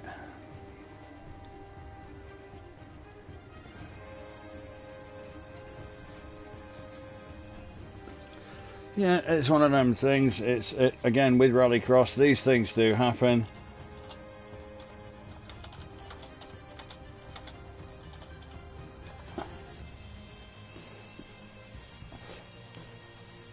Yeah, it's one of those things that can happen in Rallycross. It's having a look. These things, because everyone's in close proximity.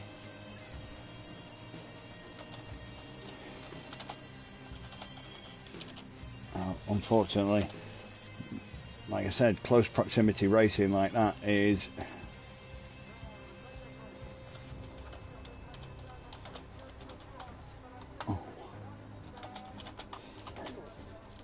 so again.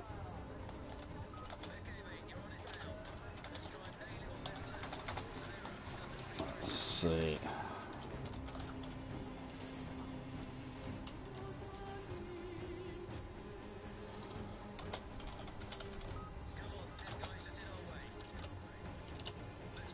That's it.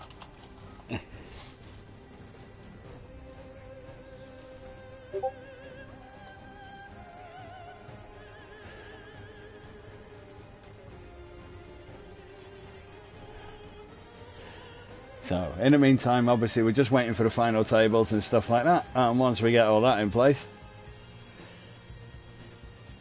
we'll know for our semi-final 1. And obviously semi-final 2, of course.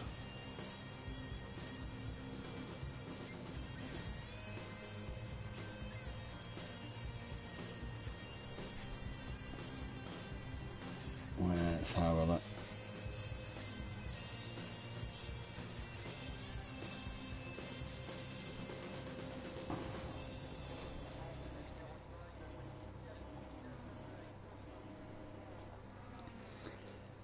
So again, a little bit of an intermission. Like I say, you end up with like the Eurovision Song Contest. It's just while everybody collates everything and gets everything. Unfortunately, we haven't got like a pop group to come on for the next 5 minutes while we're doing that. Did offer a few of them, you know, a couple of pints of lager and a bag of crisps, but none of them said. None of them really went for that. So, hey ho, you know, we do try. We make every effort. So again, just looking at 1 or 2 bits and bobs just to see a couple of things. And then we should be on our merry way, ready for the what I'm going to turn around and call the business end. Not that the other end isn't a business end, but the qualifying is the qualifying. The purpose of qualifying is to qualify for the finals. Hopefully qualify well. But if you can't qualify well, just get yourself in there. Try and make the most of how many points you can make.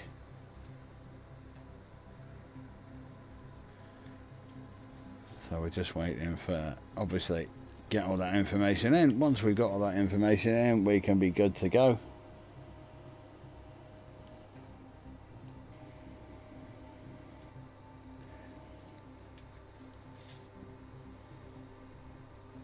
And then we'll be ready to rock and roll and get ourselves into the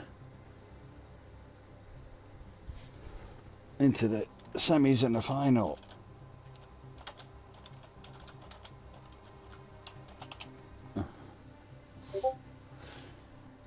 So let's jump back out of here.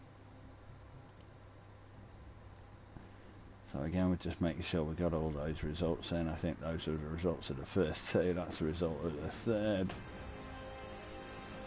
So I think that should give us everything that we need, just to make certain of.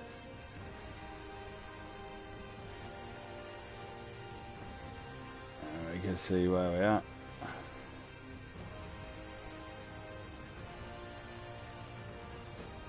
Let's see.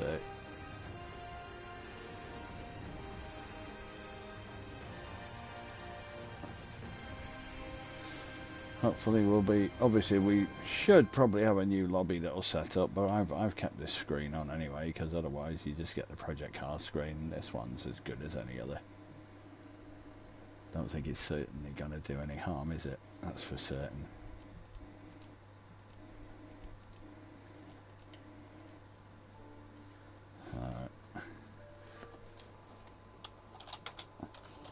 Again, just a little intermission, just while we're waiting for that. Just so we can just wait for the guys. And what we should get then, once that's all up and ready, we should have a new lobby, which I will probably then jump into. So don't be alarmed if we go off this screen just for a moment or two, and then we'll end up into another one.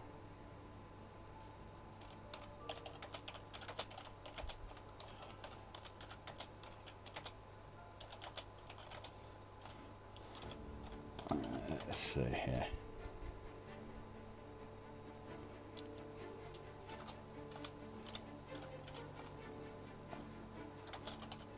Let's see.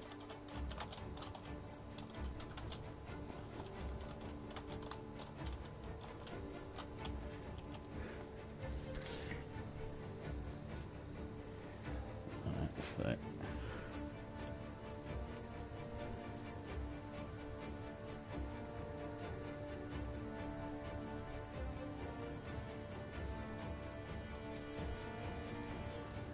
Let's have a look. Again, just trying to look at various different things. I'm just trying to get my way through things.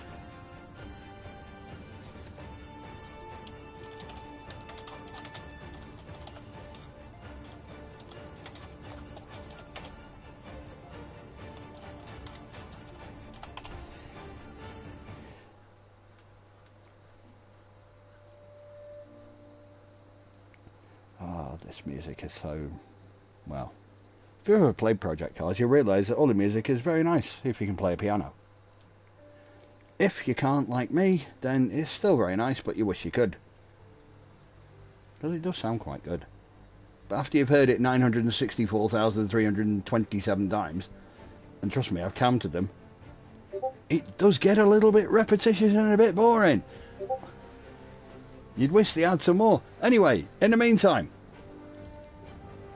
the qualifying results are in, and I can tell you that Cariminal is 12th with 5 points,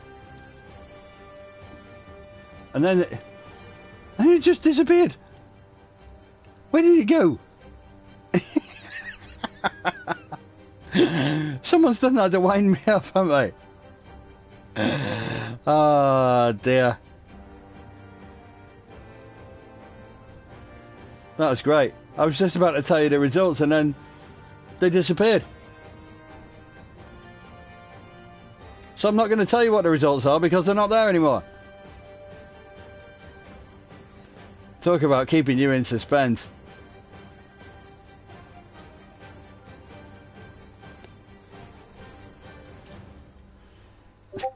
That was just funny. Sorry. That's possibly why they disappeared. I'm just wondering if that's for...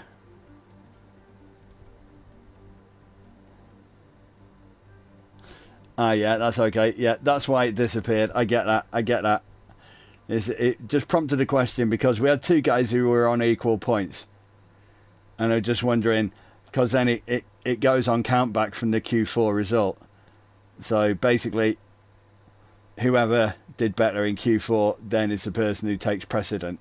So obviously that's why Ripper is above Helmer. Just to confirm that, if anyone is... Yeah, that's okay. That just clarifies that. No, I get it. That's why I started reading it and it disappeared. So put it back so I can read the rest of it. They only got one part out of 12. Well, at least one person knew where they were anyway, didn't they? And I also remembered that Jimino was in 11th and Karim was in 10th.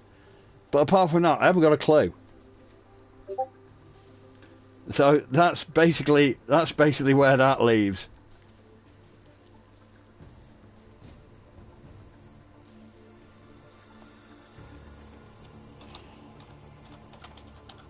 Yeah, that's...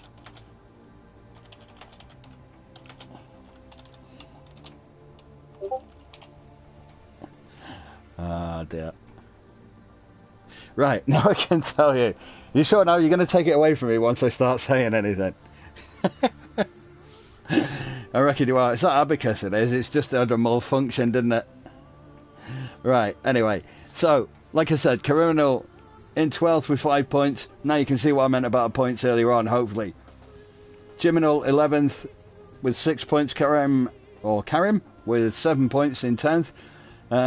Matt, who's otherwise known as TK Bear, is in 9th with 8 points. Helmer is in 8th with 9 points. Try getting that wrong. Ripper Rapper is in 7th with 10 points. Martin number 10 in 6th with 11. Magnus in 5th with 12. Robin Norlander in 4th with 13. And then obviously we'll have the other ones underneath then. MPR Young in 3rd with 14. RS Ripper 2nd with 15. And Hellboy flying the flag for Norway at the top in 16th. And again, just to give you an idea, like I say, we've got Norwegian, Finland, France, Sweden, Norway, France, Finland, Sweden, GB. Well, I know he's English. What is MA? I don't know. Sorry. Forgive me, Karim. Denmark, and obviously... No, it's not going to be Morocco. It's going to be somewhere that's Mauritius. That'd be nice, wouldn't it, if you lived in Mauritius. So anyway, here are the listings. As you can see, the points tallies for the qualifying. Quite some good points tallies there, in all fairness. But a nice mix, mind. This, there's a pretty good mix there. But everyone gets in. 137 points, 138, 140, 49, 50. Two guys on a 50, which obviously alludes to the Quali 4 countback system. Obviously, my assumption is that if Quali 4 was somehow a dead heat, then you go to Quali 3 and so on and so on. But chances of that happening, thinking like a pig might fly, if I'm really honest. That's not a problem. Anyway, so semi-final number 1 will have Hellboy X850 from Norway, MPR Young from France, Martin number 10 also from France, Ripper Rapper from Finland, TK Bear Matt, who's from England, and Jiminal is from Denmark. And in semi-final 2, which is the one you're going to be watching with me, we will have RS Ripper, who is, you may have guessed this, those of you that are eagle-eyed, is that they are brothers. They are. But there's a bit of friendly sibling rivalry going on there. You know, RS Ripper says he's the best Ripper, easily. It's not a contest. That's what he told me. He sent that to me in a message. So effectively then, you've then got in this semi-final that you'll be watching with me, you've got RS Ripper, Robin Norlander, Magnus Helmer, Halverson, Karim and Kariminal. So actually, I lied. We're going to do them in order. Of course we are. We're going to do both of them. What am I on about? Somebody take me away. Yeah, that could be a good idea. He could jump in. He could jump in here with me and direct if he wants to. So basically, we'll set up a new lobby probably in here. But I'm not going to quit out of this because it'll just ruin it from the stream perspective until I get an invite into the next one. But effectively, then what will happen? We're going to run the semis, obviously semi 1 followed by semi 2, so you're going to see all of these. So excuse me for being like half asleep. Not really, but I just sort of decided to be a bit dim when it came to that one. Okay.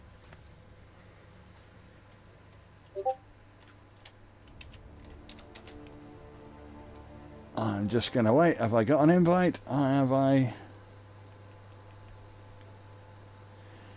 Not as yet, but hopefully we'll get one. There you go, you get to see my XMB bar now, don't you? Look at that, with a Project Cars 2 livery. There you go, there's my invite, here it comes. Here we go into this one. So here we are. Oh dear. It hasn't let me join in. Let's just double check something. Let's just see what's going on. Let's just see that. It's not letting me join in. That's a bit of a weird one. Let's try joining that again, shall we?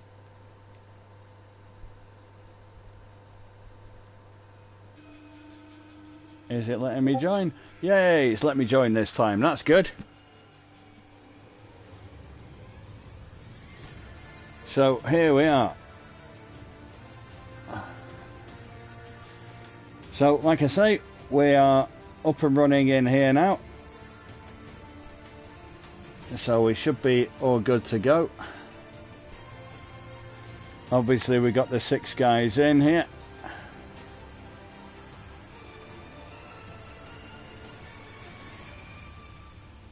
All ready for this one. So like I say, we got TK Bear Matt. I'm just going to wait a second.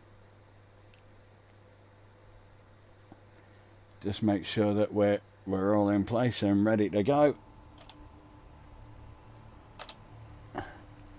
Which we are. So we got a full house here. So we got TK Bear Matt, we got Martin number 10. And then we'll just load up for Lydden Hill. It looks a bit sunnier now, doesn't it, than it was before?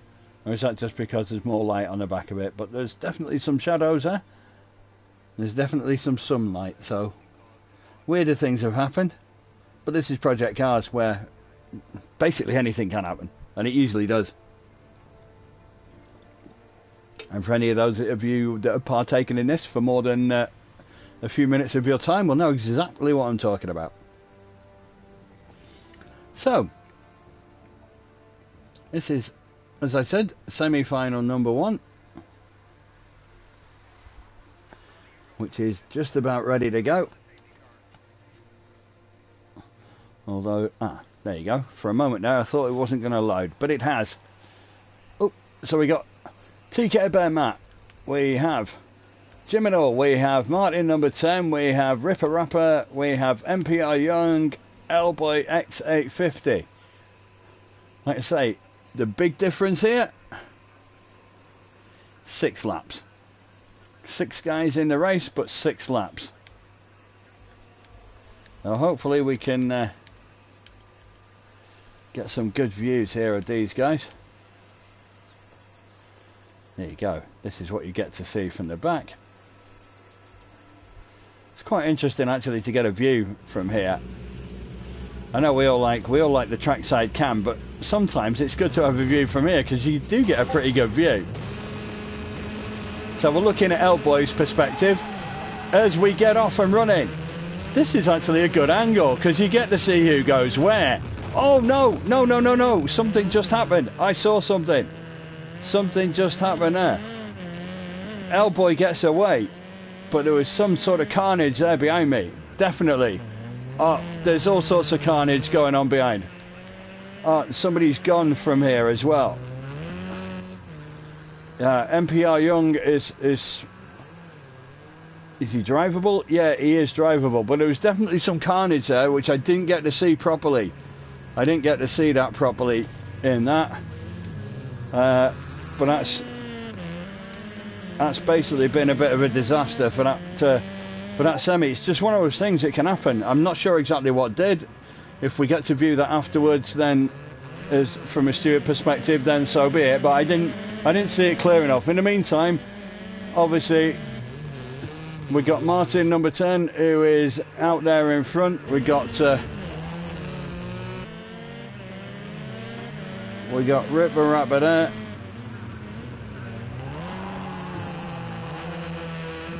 Yeah, I'm just wondering what's going on there.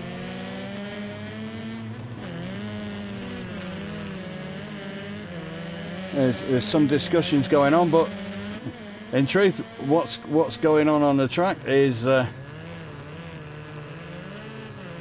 I've got to run with for the time being. I've got to assume that everything is as on track unless something else happens. But we can, for the time being, we just wait and see. We're not sure what happened there, but something has just gone like really bad there. Something just hasn't gone right there. But hey, in the meantime, we're into lap 3 of 6, and obviously the front three is pretty much done because obviously MPR Young and TK Bear Matt were, I think, a little bit destroyed there. And I think that is something that happened with Karim there, but I'm not sure exactly what. I'm not sure exactly what did take place. Yeah, it's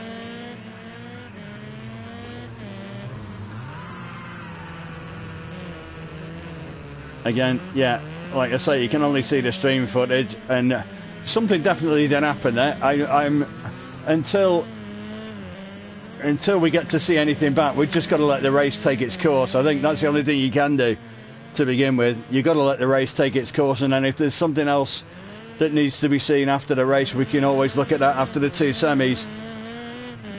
But I think the main thing is to get the 2 races run and then see where we end up. Definitely something happened there, but it's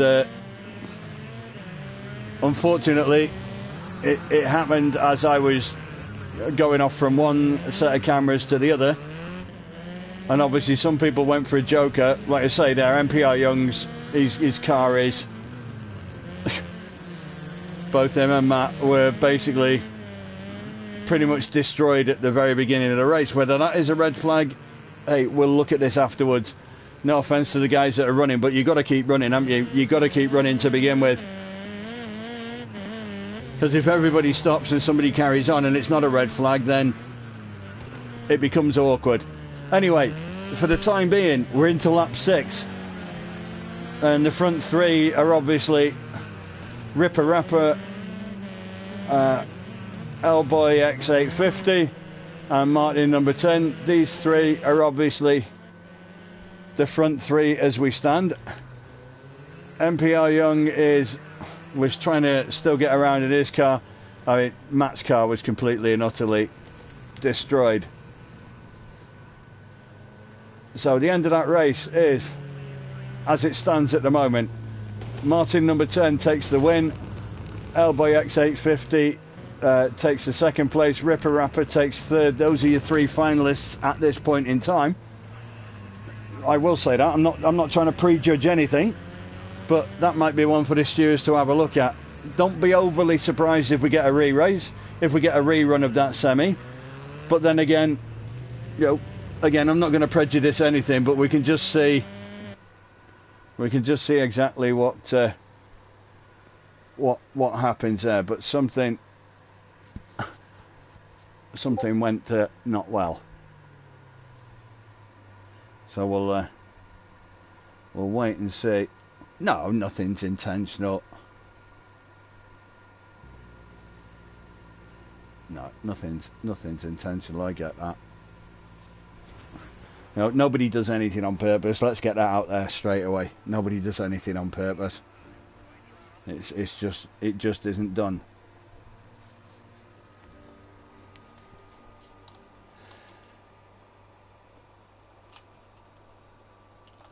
Let's see.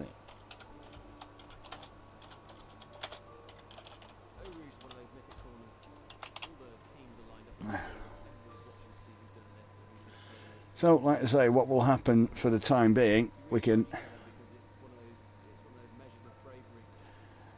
I would have thought that we'd run them both.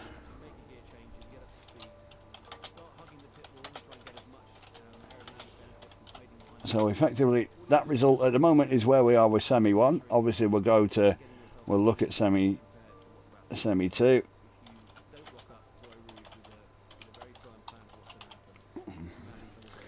So basically, my assumption is, and I'll correct myself if I'm wrong in any way here, but my assumption is that we go ahead and run semi-final 2. So the two results are there, so to speak. And then obviously if there is anything to view from semi 1, then we see where we are from there.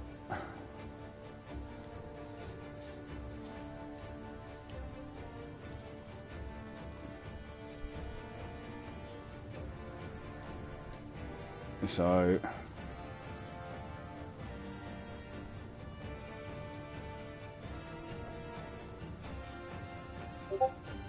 okay.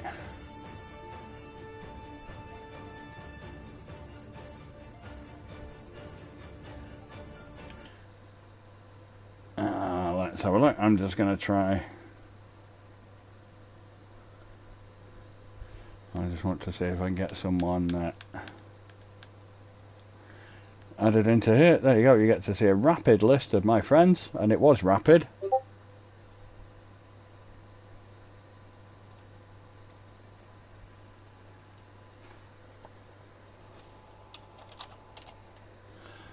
So that's all right. What I'll try and do is get. Oh, that's all right. He's already been invited. I was gonna try and invite Dan Mack into that. That's why you got the that lovely blue screen with those 5 little happy little square bouncy things.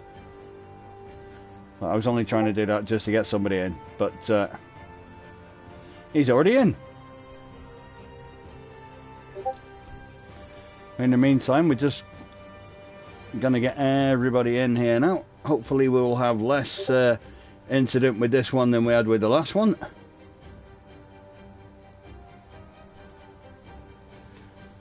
Let's see.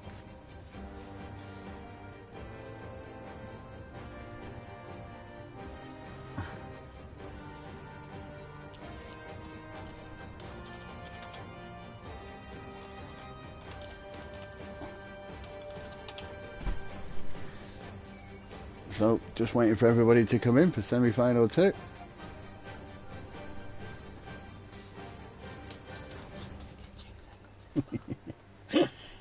That's right, I'm just having a laugh.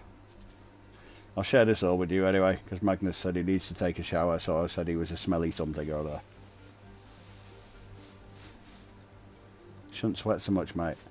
I was sitting behind your wheel trying to race rallycross and getting yourself all sweaty and hot and smelly. So, use deodorant. That's all I've got to say. In the meantime, I think we've virtually got everybody here. Nearly. We're still waiting on... No, we got everybody. Everybody's in. So hopefully less aggro in this one than we had in the last one anyway.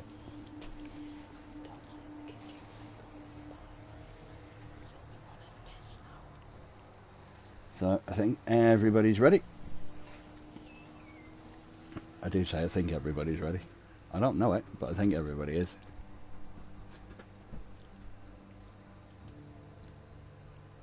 So we're just waiting. Ah, there we go. We are ready to rock and roll. So here we go. Second semi-final then. Let's hope for an easier start than last time. But we'll find out soon enough, won't we?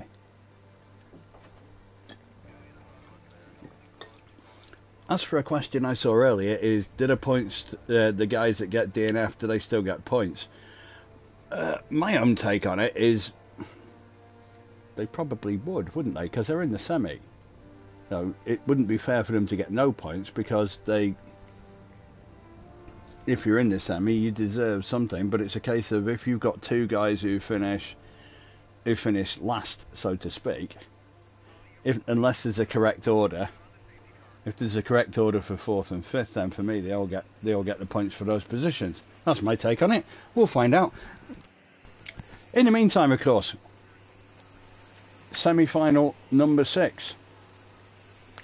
I know you can see Dirt Kid there, but that's Criminal. Just to confuse you all. But no, that's Criminal. The other one's Karim. Yeah, I get it right. I will, honest. So Karim and Criminal, two different people. Names sound the same. They're in different countries. And they're not the same person. So, after last time, I think we might stay with trackside this time, just in case. Just to make absolutely certain. We just want to make sure that everybody's ready. They're all doing their last second little bits and bobs. You know, for their final 2 minutes. Just so we see what happens here. So we're ready to go. 6 laps. Off we go. Oh, that looked a flyer. That looked a flyer. Yeah, Criminal did. It's a jump start. It's a jump start. Oh no no no no no no no no no! Is that Helmer? No, it was Robin, but he got it. I'm not quite sure what he got there. Oh, he managed to knock some of the things out of the way. I think he's lost half his car. But yeah, Criminal has got a choice here. He's got a choice of do 2 Joker laps or get himself a 30-second penalty for the false start. Because obviously he got his jump start there. Because the game, I think the game will give him a 20-second penalty. Correct me if I'm wrong, but I'm sure it does. But we will wait and see. Oh, as they both got wide there into the chicane, but they both get out of it. So at the moment you've got Criminal. Where have we gone? There's a bit of a touch there, and he came out the worst off that one. But in truth, his goose was probably cooked by having to do a couple of the Joker laps there. So in the meantime, leading is Magnus, who was wondering whether or not he'd make it to the final. Unless you do something terribly wrong, mate, you've got a good chance of getting in there.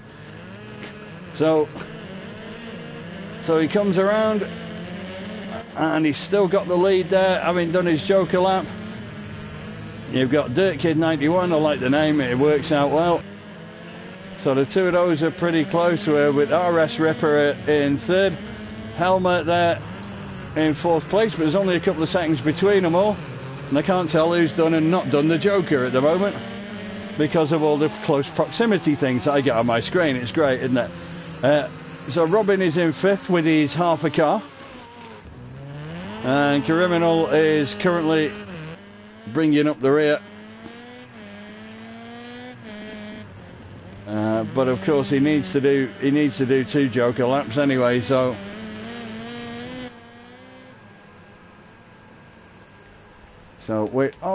and he's just, I'm not sure what he's done there. He's just completely ballooned it now at that point in time. So we're into lap 4 anyway. And now into lap 5, of course, and Magnus is running away with this one. He's got Helmer, who's within a couple of seconds of him, and then it's RS Ripper, who's we've lost. I think we lost Dirt Kid, which doesn't surprise me, no offence, but the false start really put paid to him anyway. So this is a battle, no offence to the top 2. They looked as if they booked their places. But as we're in lap 5 of 6, we're watching Mr. Norlander here, is trying to chase. Let's jump back. Here we go. Here is the battle. So we got Mr. Norlander here. We're on lap 6 of 6. I mean, he must have some damage in that car, so fair play. It's probably a decent effort anyway. But I don't think he's going to catch up, is he? Not from here. I mean, the top 2 have gotten themselves round. He'd need something pretty amazing to happen for that not to sort itself out. But he's trying hard, and all credit for trying that hard. But unfortunately for him, your front 3 are the ones that make it through to the final there. So Magnus makes it through in exactly 4 minutes, 0.2. With Helmer in second place, RS Ripper also into the final. Robin Norlander doesn't quite make it. Criminal didn't have much fun with that, and Dirt Kid obviously then disconnecting during the case of that because he crashed, which isn't great. And if you crash in this, then chances are you're not going to finish. But if you don't disconnect, you do still get some points. That's something that's worth thinking about. I mean, there's nothing worse than crashing out and looking bloody awful. But in all honesty, it's worth sticking in there. You still get points, and at the end of the season, those 1 or 2 points might make the difference, and they really could make a difference. That's for certain.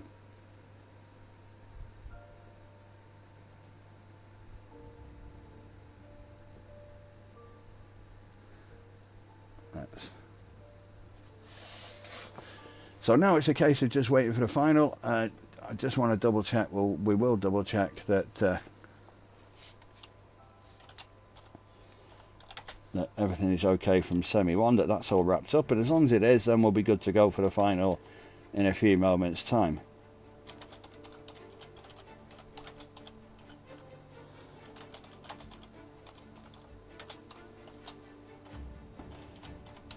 Hopefully everything is fine there. We're just getting everybody into the lobby.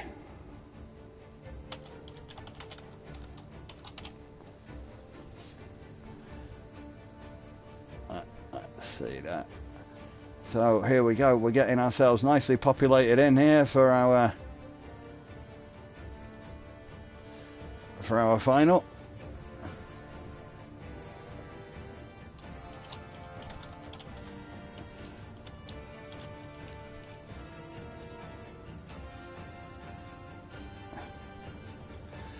Let's see.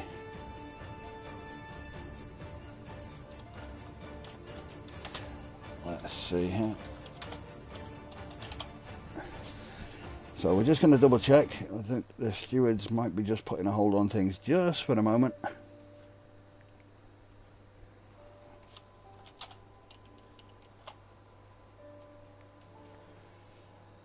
Let's just see.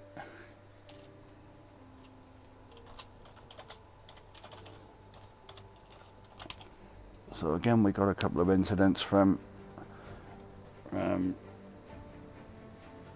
some of the races here, so we might just have to hang fire just before we get the final underway, just to make sure that everything else is fine and dandy.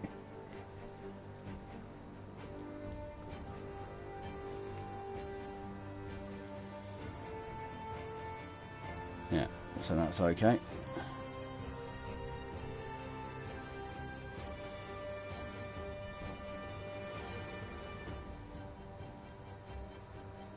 So we're just going to have a little break for the final.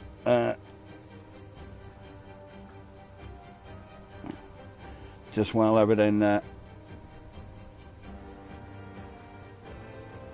gets sorted, one or two of the guys might just use that time just to get in a little bit of practice.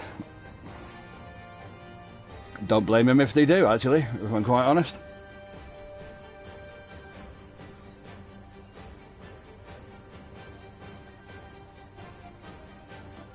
It certainly makes sense, wouldn't it?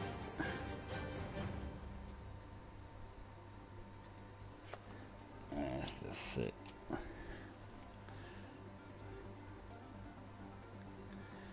So again, we'll just wait just to see if there is any footage of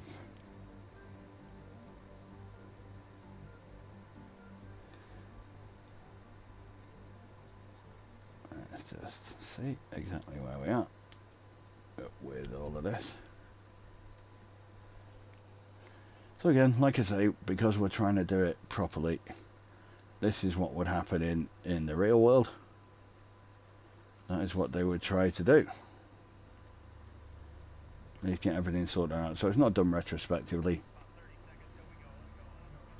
So if there's a reason, if somebody managed to get into the final and they didn't have the right to get into that final, then in all fairness,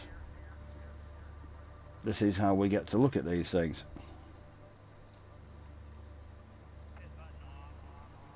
And then we can see exactly where we're up to with all of that, just so we know where we are.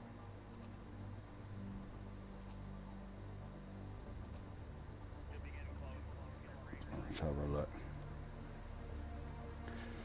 Right, so I'm just going to hope we do get some footage going on with regard to this for them to look at. They might just be looking back on the stream, if I'm quite honest with you, because there is stuff on there that you can look back on just to see if there is anything on there, because even if all else fails, there's some footage in there that you might be able to look at. Obviously if people save their own race, then they can swap over between different cars and look at the view from another car. I always recommend doing that. It makes so much sense. I do it in all of my races, principally because I do steward in a few of them, but it's always good that if somebody sends something in, even if they can't get footage, if I've got it, then I can view it from their perspective and other people's perspectives. You know, sometimes you need to look at something from a few different angles.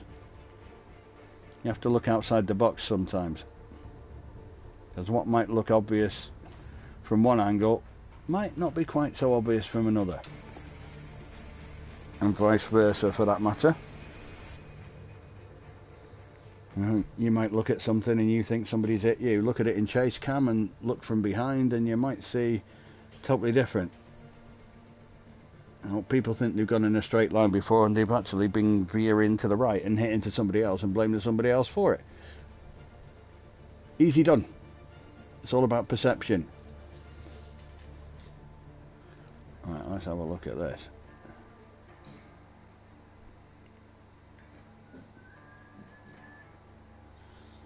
Yeah, that's not good. So just for you to know, I'm just having a little look at some footage as yeah. Let's have a look.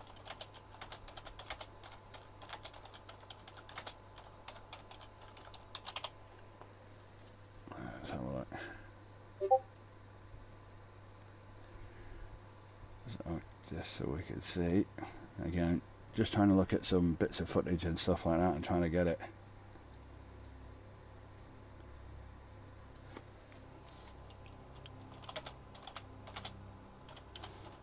see.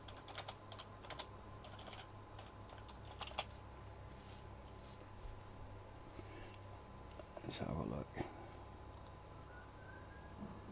Oh dear, that's not good.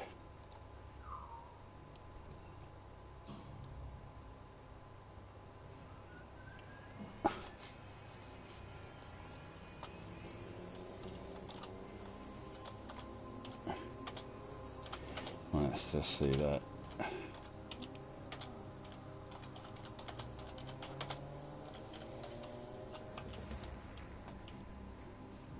Let's see that again.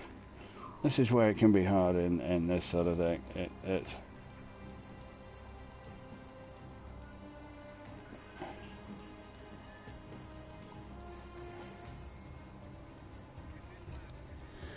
yeah, these things sometimes it's not. That's not the perfect thing. That, but like I say, it's close proximity racing, and it's tough sometimes. Like again, the caveat is nobody means to do this or that or the other.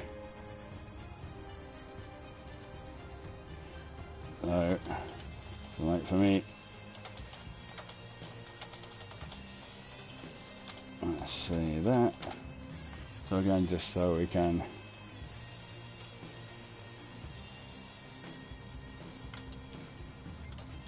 Let's see.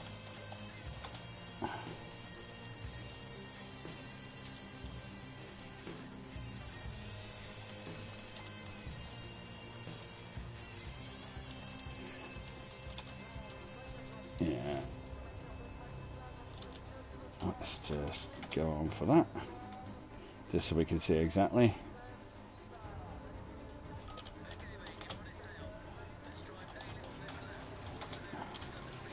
Let's see.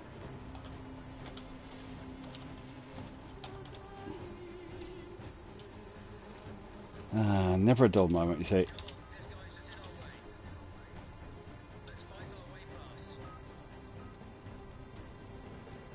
Let's see.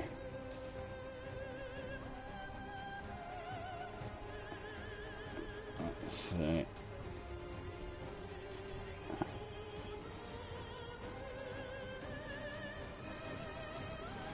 Let's see.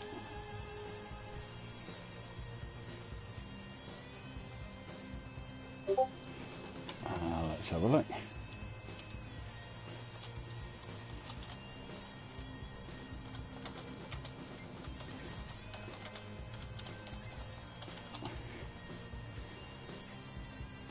Let's have a look. Again, like I say, sometimes these things can be subjective. Depends from where you see it from.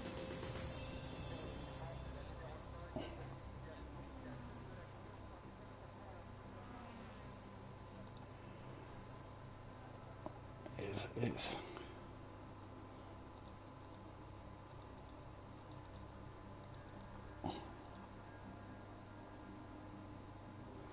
yeah, it can be tough. It can be tough, and with regard to some of these.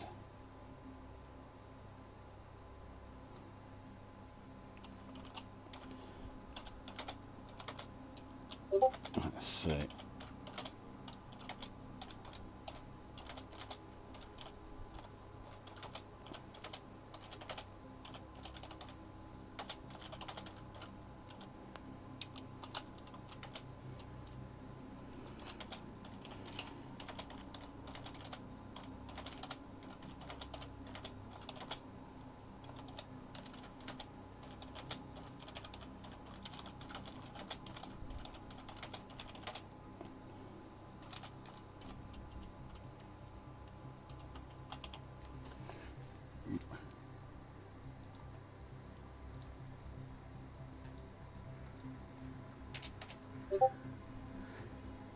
So again, like I say, we're just covering, just for those of you that are just wondering what's going on, we are just covering things, and we're just making sure and having a look at various different things that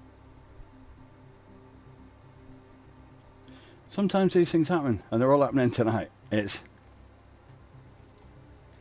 it's just par for the course. But again, look, if it all happens in one night and we get to cover a whole spectrum of things that we weren't altogether sure of, then hey, so be it. It's one of those things. Lessons to be learned. We'll all learn, and everybody does.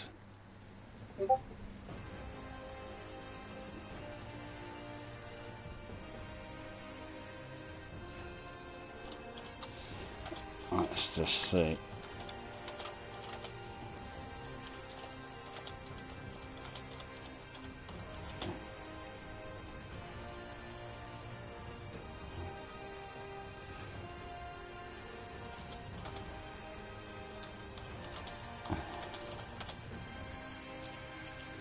Let's see.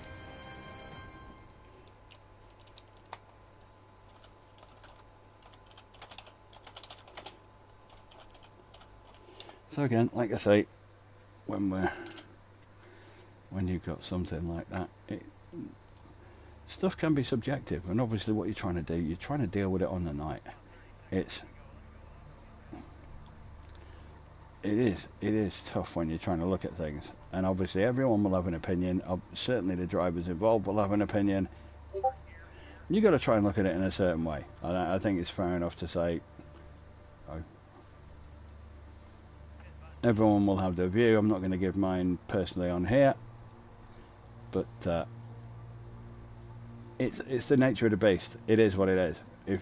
If you get rallycross without any touching or any paint swapping or anything, I'd be absolutely gobsmacked.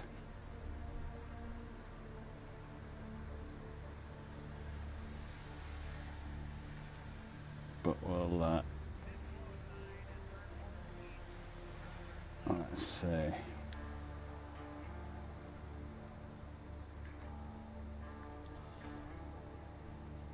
That's okay.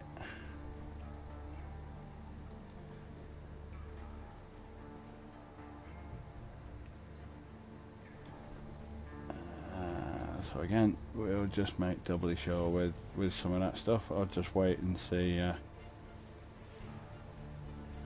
what some of the guys say.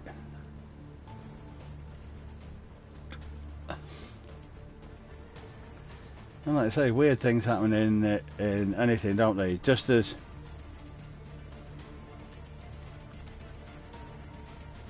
I mean, it happens in professional sport as well, because I can just see, because I've got a command centre here that's got all sorts going on. I can just see that a League Cup tie here between Burton Albion of the Championship and Bournemouth of the Premier League has been abandoned, with Burton Albion leading 1-0. I bet they are absolutely gutted, because I think there's been a power cut in the area. It just showed something showing that there was absolutely nothing in there. No electric in the area, no street lights, no nothing. Gutted. Right, let's have a look at this.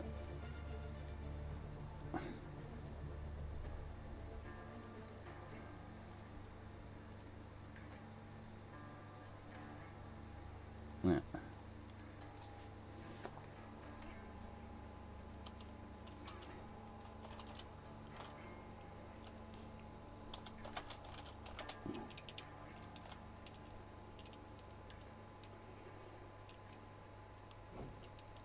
Yeah, it's a...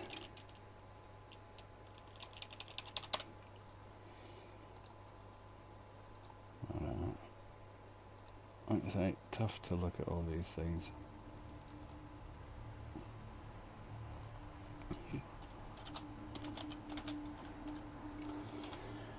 So hey, at least ours hasn't been abandoned, has it?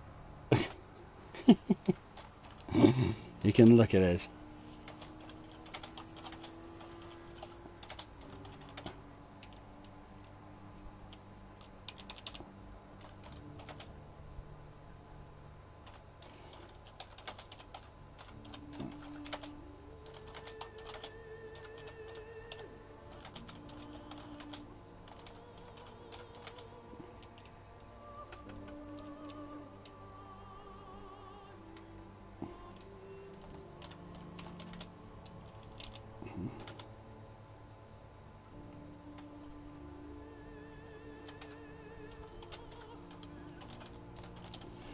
So we should get up and running pretty soon.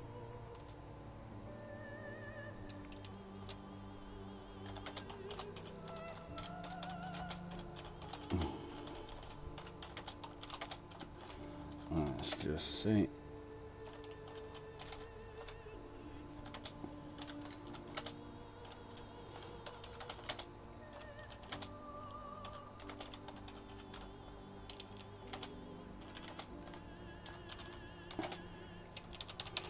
Let's see. I think we should be covered in a moment or two, and we should be able to get away with the final. Again, apologies for those of you that sort of sat there waiting for this and had a little bit of silence, because I'm not a woman, I can't multitask, I can't type and talk to you lot at the same time. Actually, I probably can, but I just had to think for a moment, which is something I've not had to do for a long time.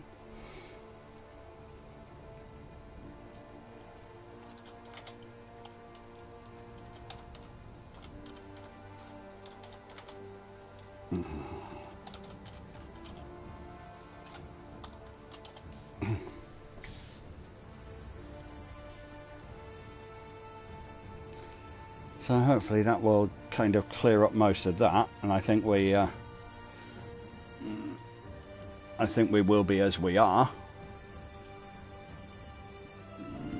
I don't see anything at the moment. Yeah, it's unfortunate when things happen, like I say, but it can be subjective. Each party will feel that they have been wronged, shall we say. But the way that I look at the incident that was in, I think semi-final one was, the fact is with any incident they're all avoidable, aren't they? But it takes two to tango. Nobody dances on their own. That's the way I say it. Unless you get blatantly taken out by somebody, which is, you know, utterly stupid, which doesn't really happen here, then it is a toughie. It is tough. It ain't nice. If that ends your dream of making a final or something like that, then yeah, it's a bit of a bummer. Let's not embellish it.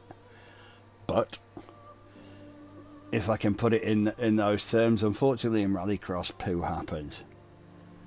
It's you can't race around in 600 brake horsepower cars on very tight, windy little circuits and not expect something to happen. It does.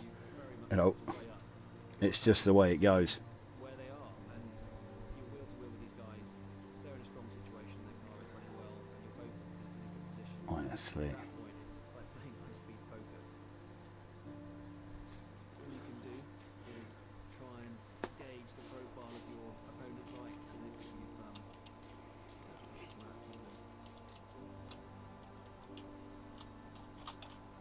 Yeah.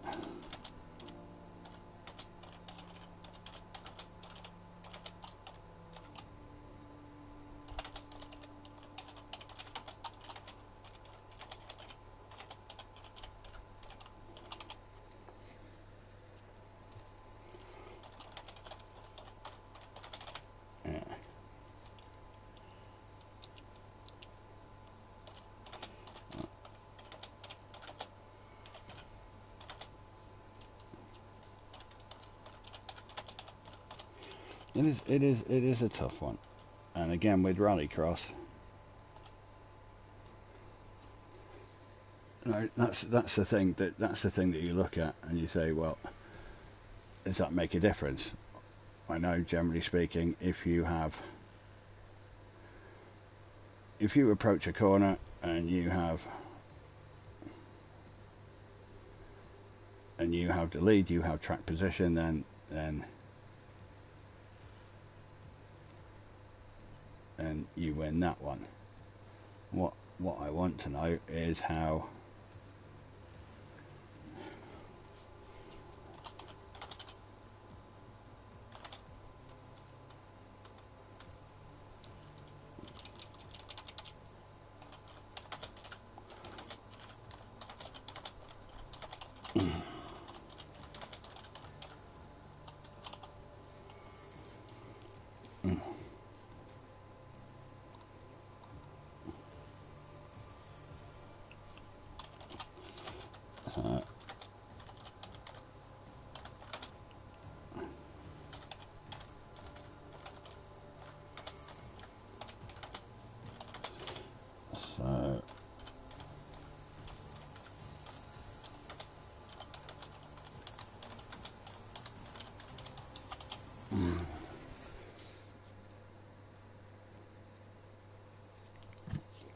So again, we just wait off that. A little intermission. I could have run away for 10 minutes, couldn't I, and come back. Just think you'd have had 10 minutes without me. What would you have done?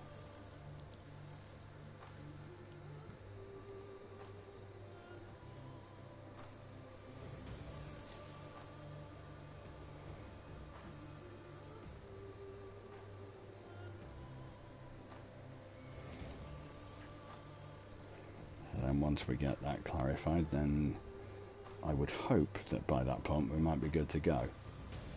But you never know. You do never know.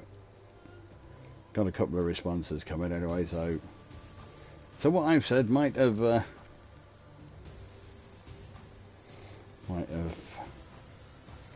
given some thought, or maybe opened a can of worms. I don't know. Done something, hasn't it?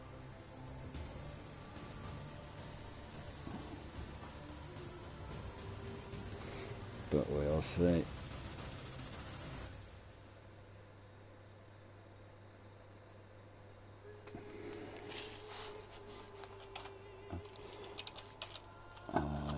Let's see.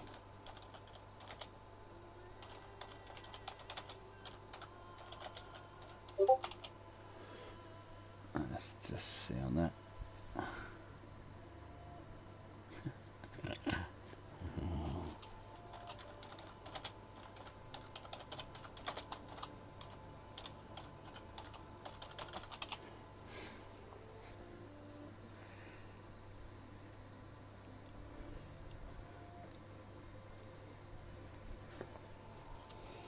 Right.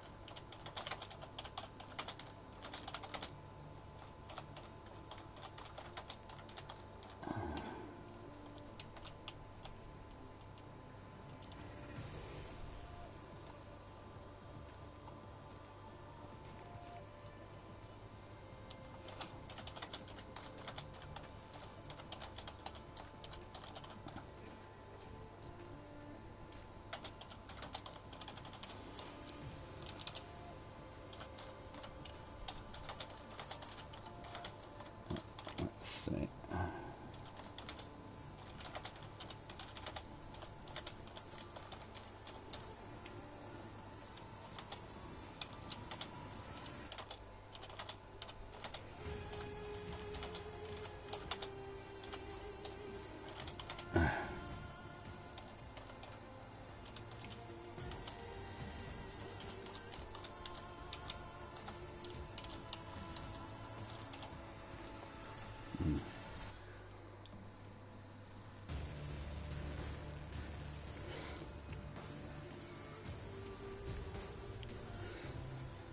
This would be one of those points where if you were in the cinema, you'd have the Pearl and Dean advert, wouldn't you?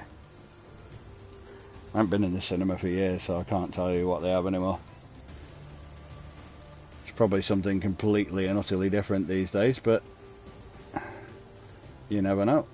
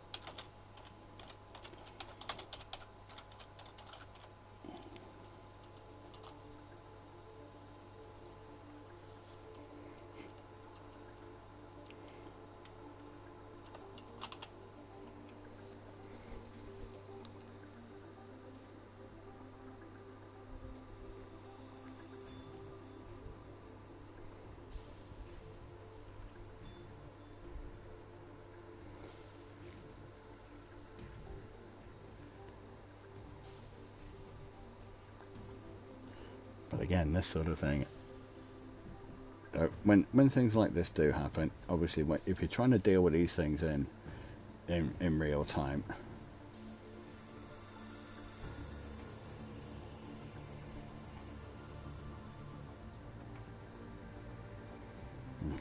no.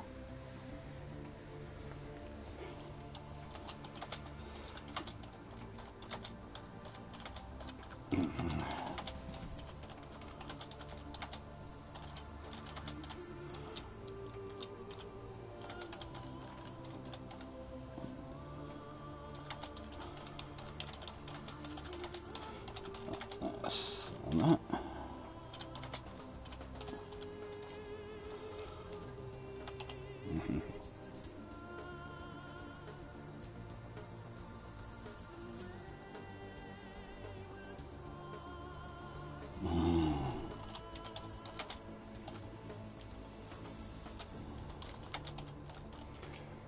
Okay, so we're now going to go into a different lobby for the final.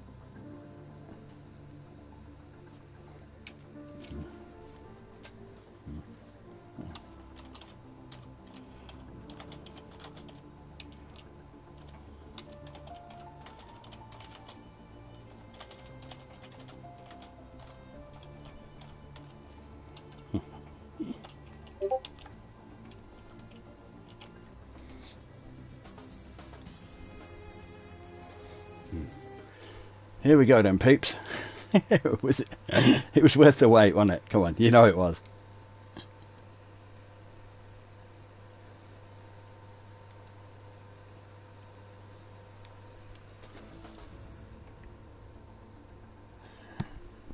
So, for those of you that were asleep, wakey wakey. It's time for the grand finale. What I say, it is the final. And during that delay I've drank all my cans, so I need another one.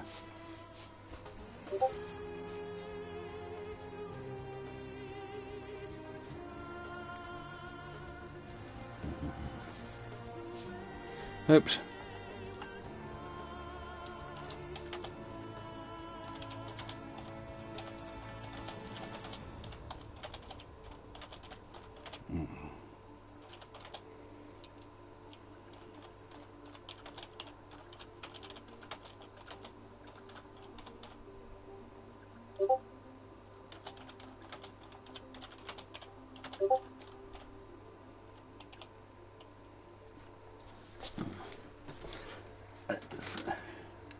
So I'm going to raid my fridge, and again it's still on the soft stuff, no hard stuff for me. Aren't I good? But in the meantime,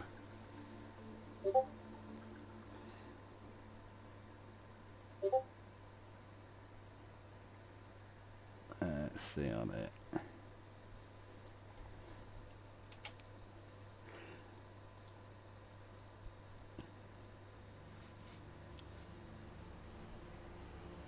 Oh yes, they have started again.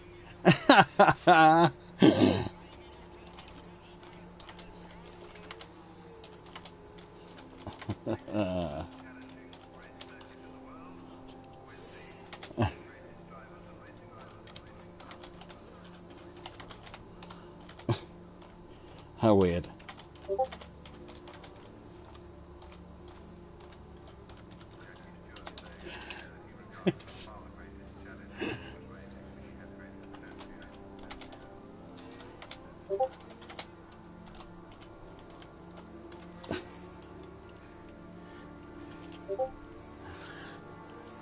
Righty ho. So hopefully, weird things.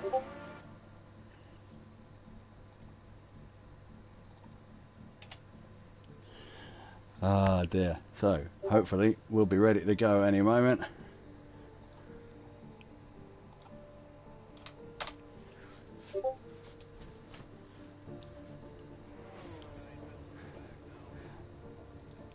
So here we go.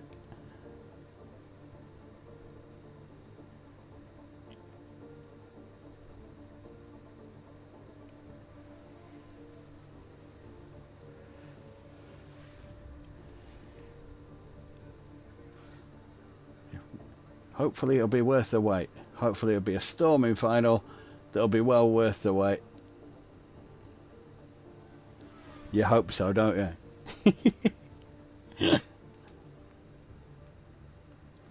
But hey, like I say, these things are there. These things are sent to try us. All these different things happen, and hey.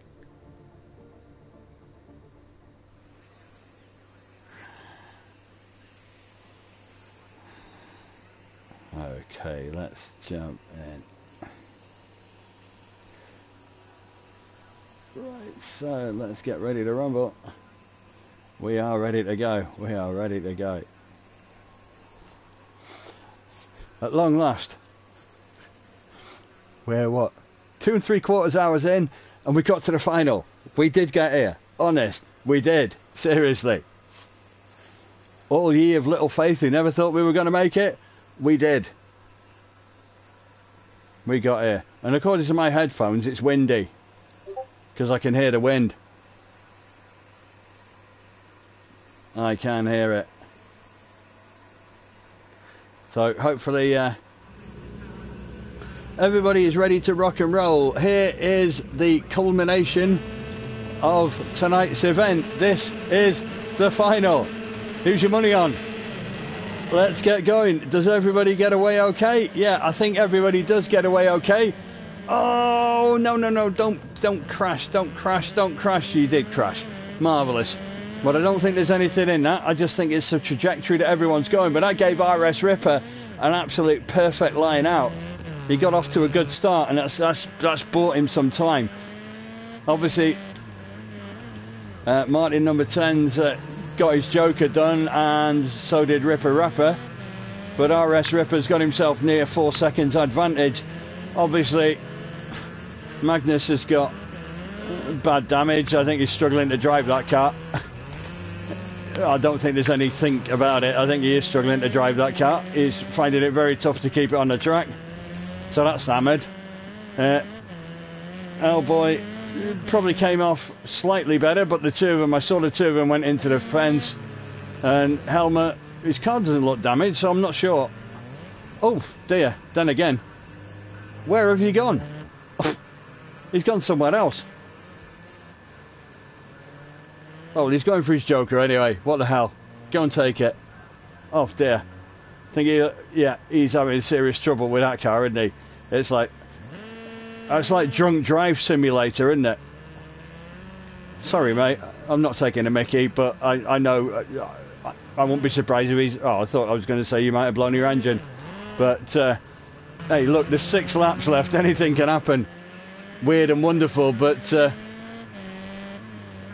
At the moment, it's RS Rippers to lose. After taking the test event 2 weeks back, he could be in for a nice unprecedented double.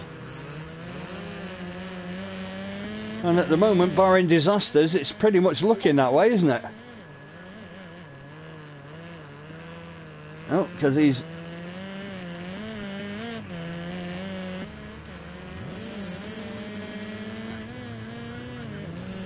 Yeah, and I'm getting word through that that was a bit of a disaster at the start of that final.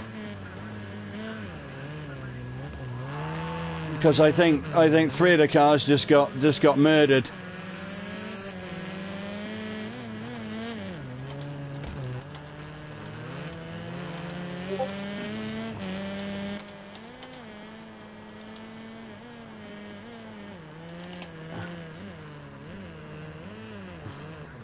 Because I think yeah. So, unfortunately for RS Ripper, who hasn't got a clue, he thinks he's romping away with it.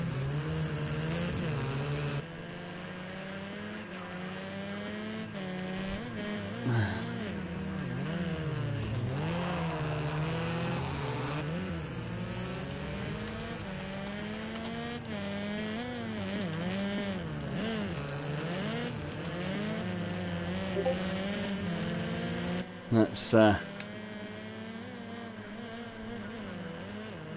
mean, unfortunately for these two lads who are having a really, really good race, nobody's been able to tell him yet. I mean, it was a bit of carnage at the start. I'm not quite sure what happened there altogether, but it was a bit of a mare, wasn't it? So obviously that's why we've now moved. We've now shifted lobbies, so there's they might be aware of it. Hopefully we'll get a better start in this one. It's just been one of them nights, hasn't it?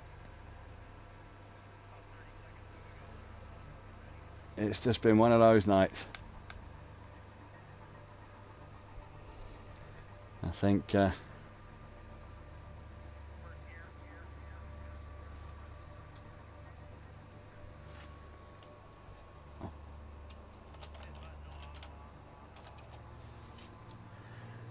alright. I think one or two of the lads didn't know. It's just difficult getting that word across to everybody. So, just so everybody knows.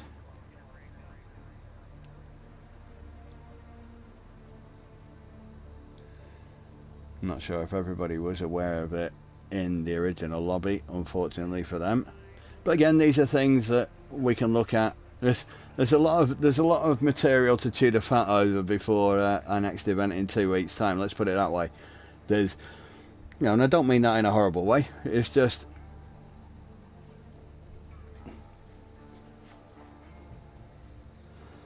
I think we just had a bit of a. It just ended up being a bit of a mare, didn't it?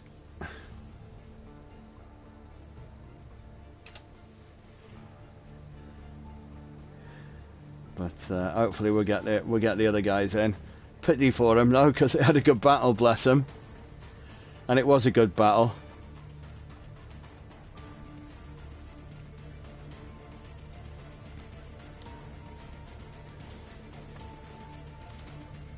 Let's have a look.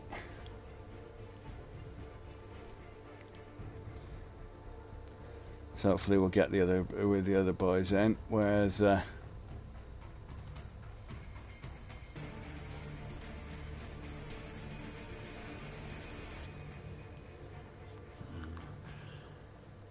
I think we had RS Ripper, and I think we had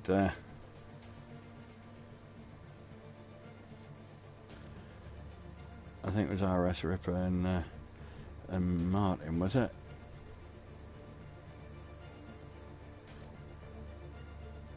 Let's just see where we are here.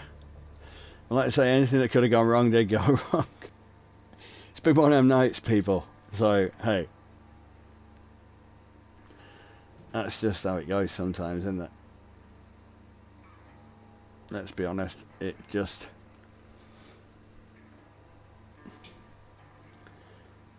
one of those days. Like I say, with the best will in the world, we were hoping this might take about an hour and a quarter. But yeah, took a bit longer, didn't it?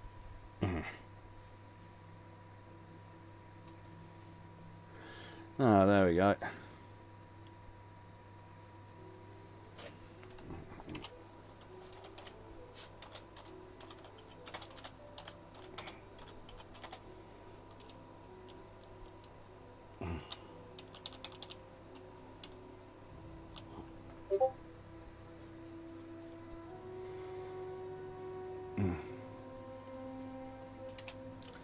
We gotta do the same.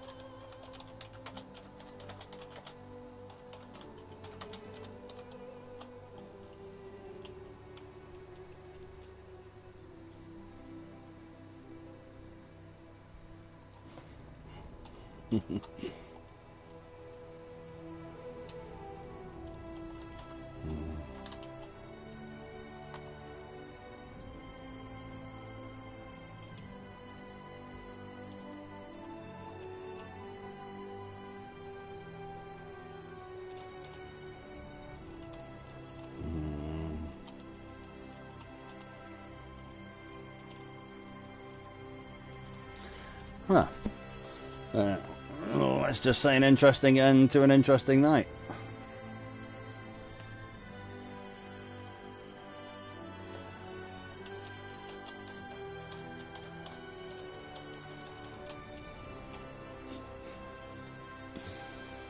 Hey ho. Oh well. Never a dull moment. It is what it is.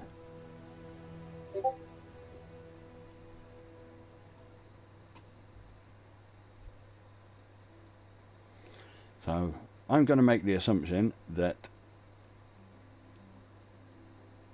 the result as it was stands. So I'm going to take it that RS Ripper takes the win, Martin number 10 takes second place, Ripper Rapper takes third, and Elbows takes fourth. And that's the way it looks like going. And that's the way it looks like it is. But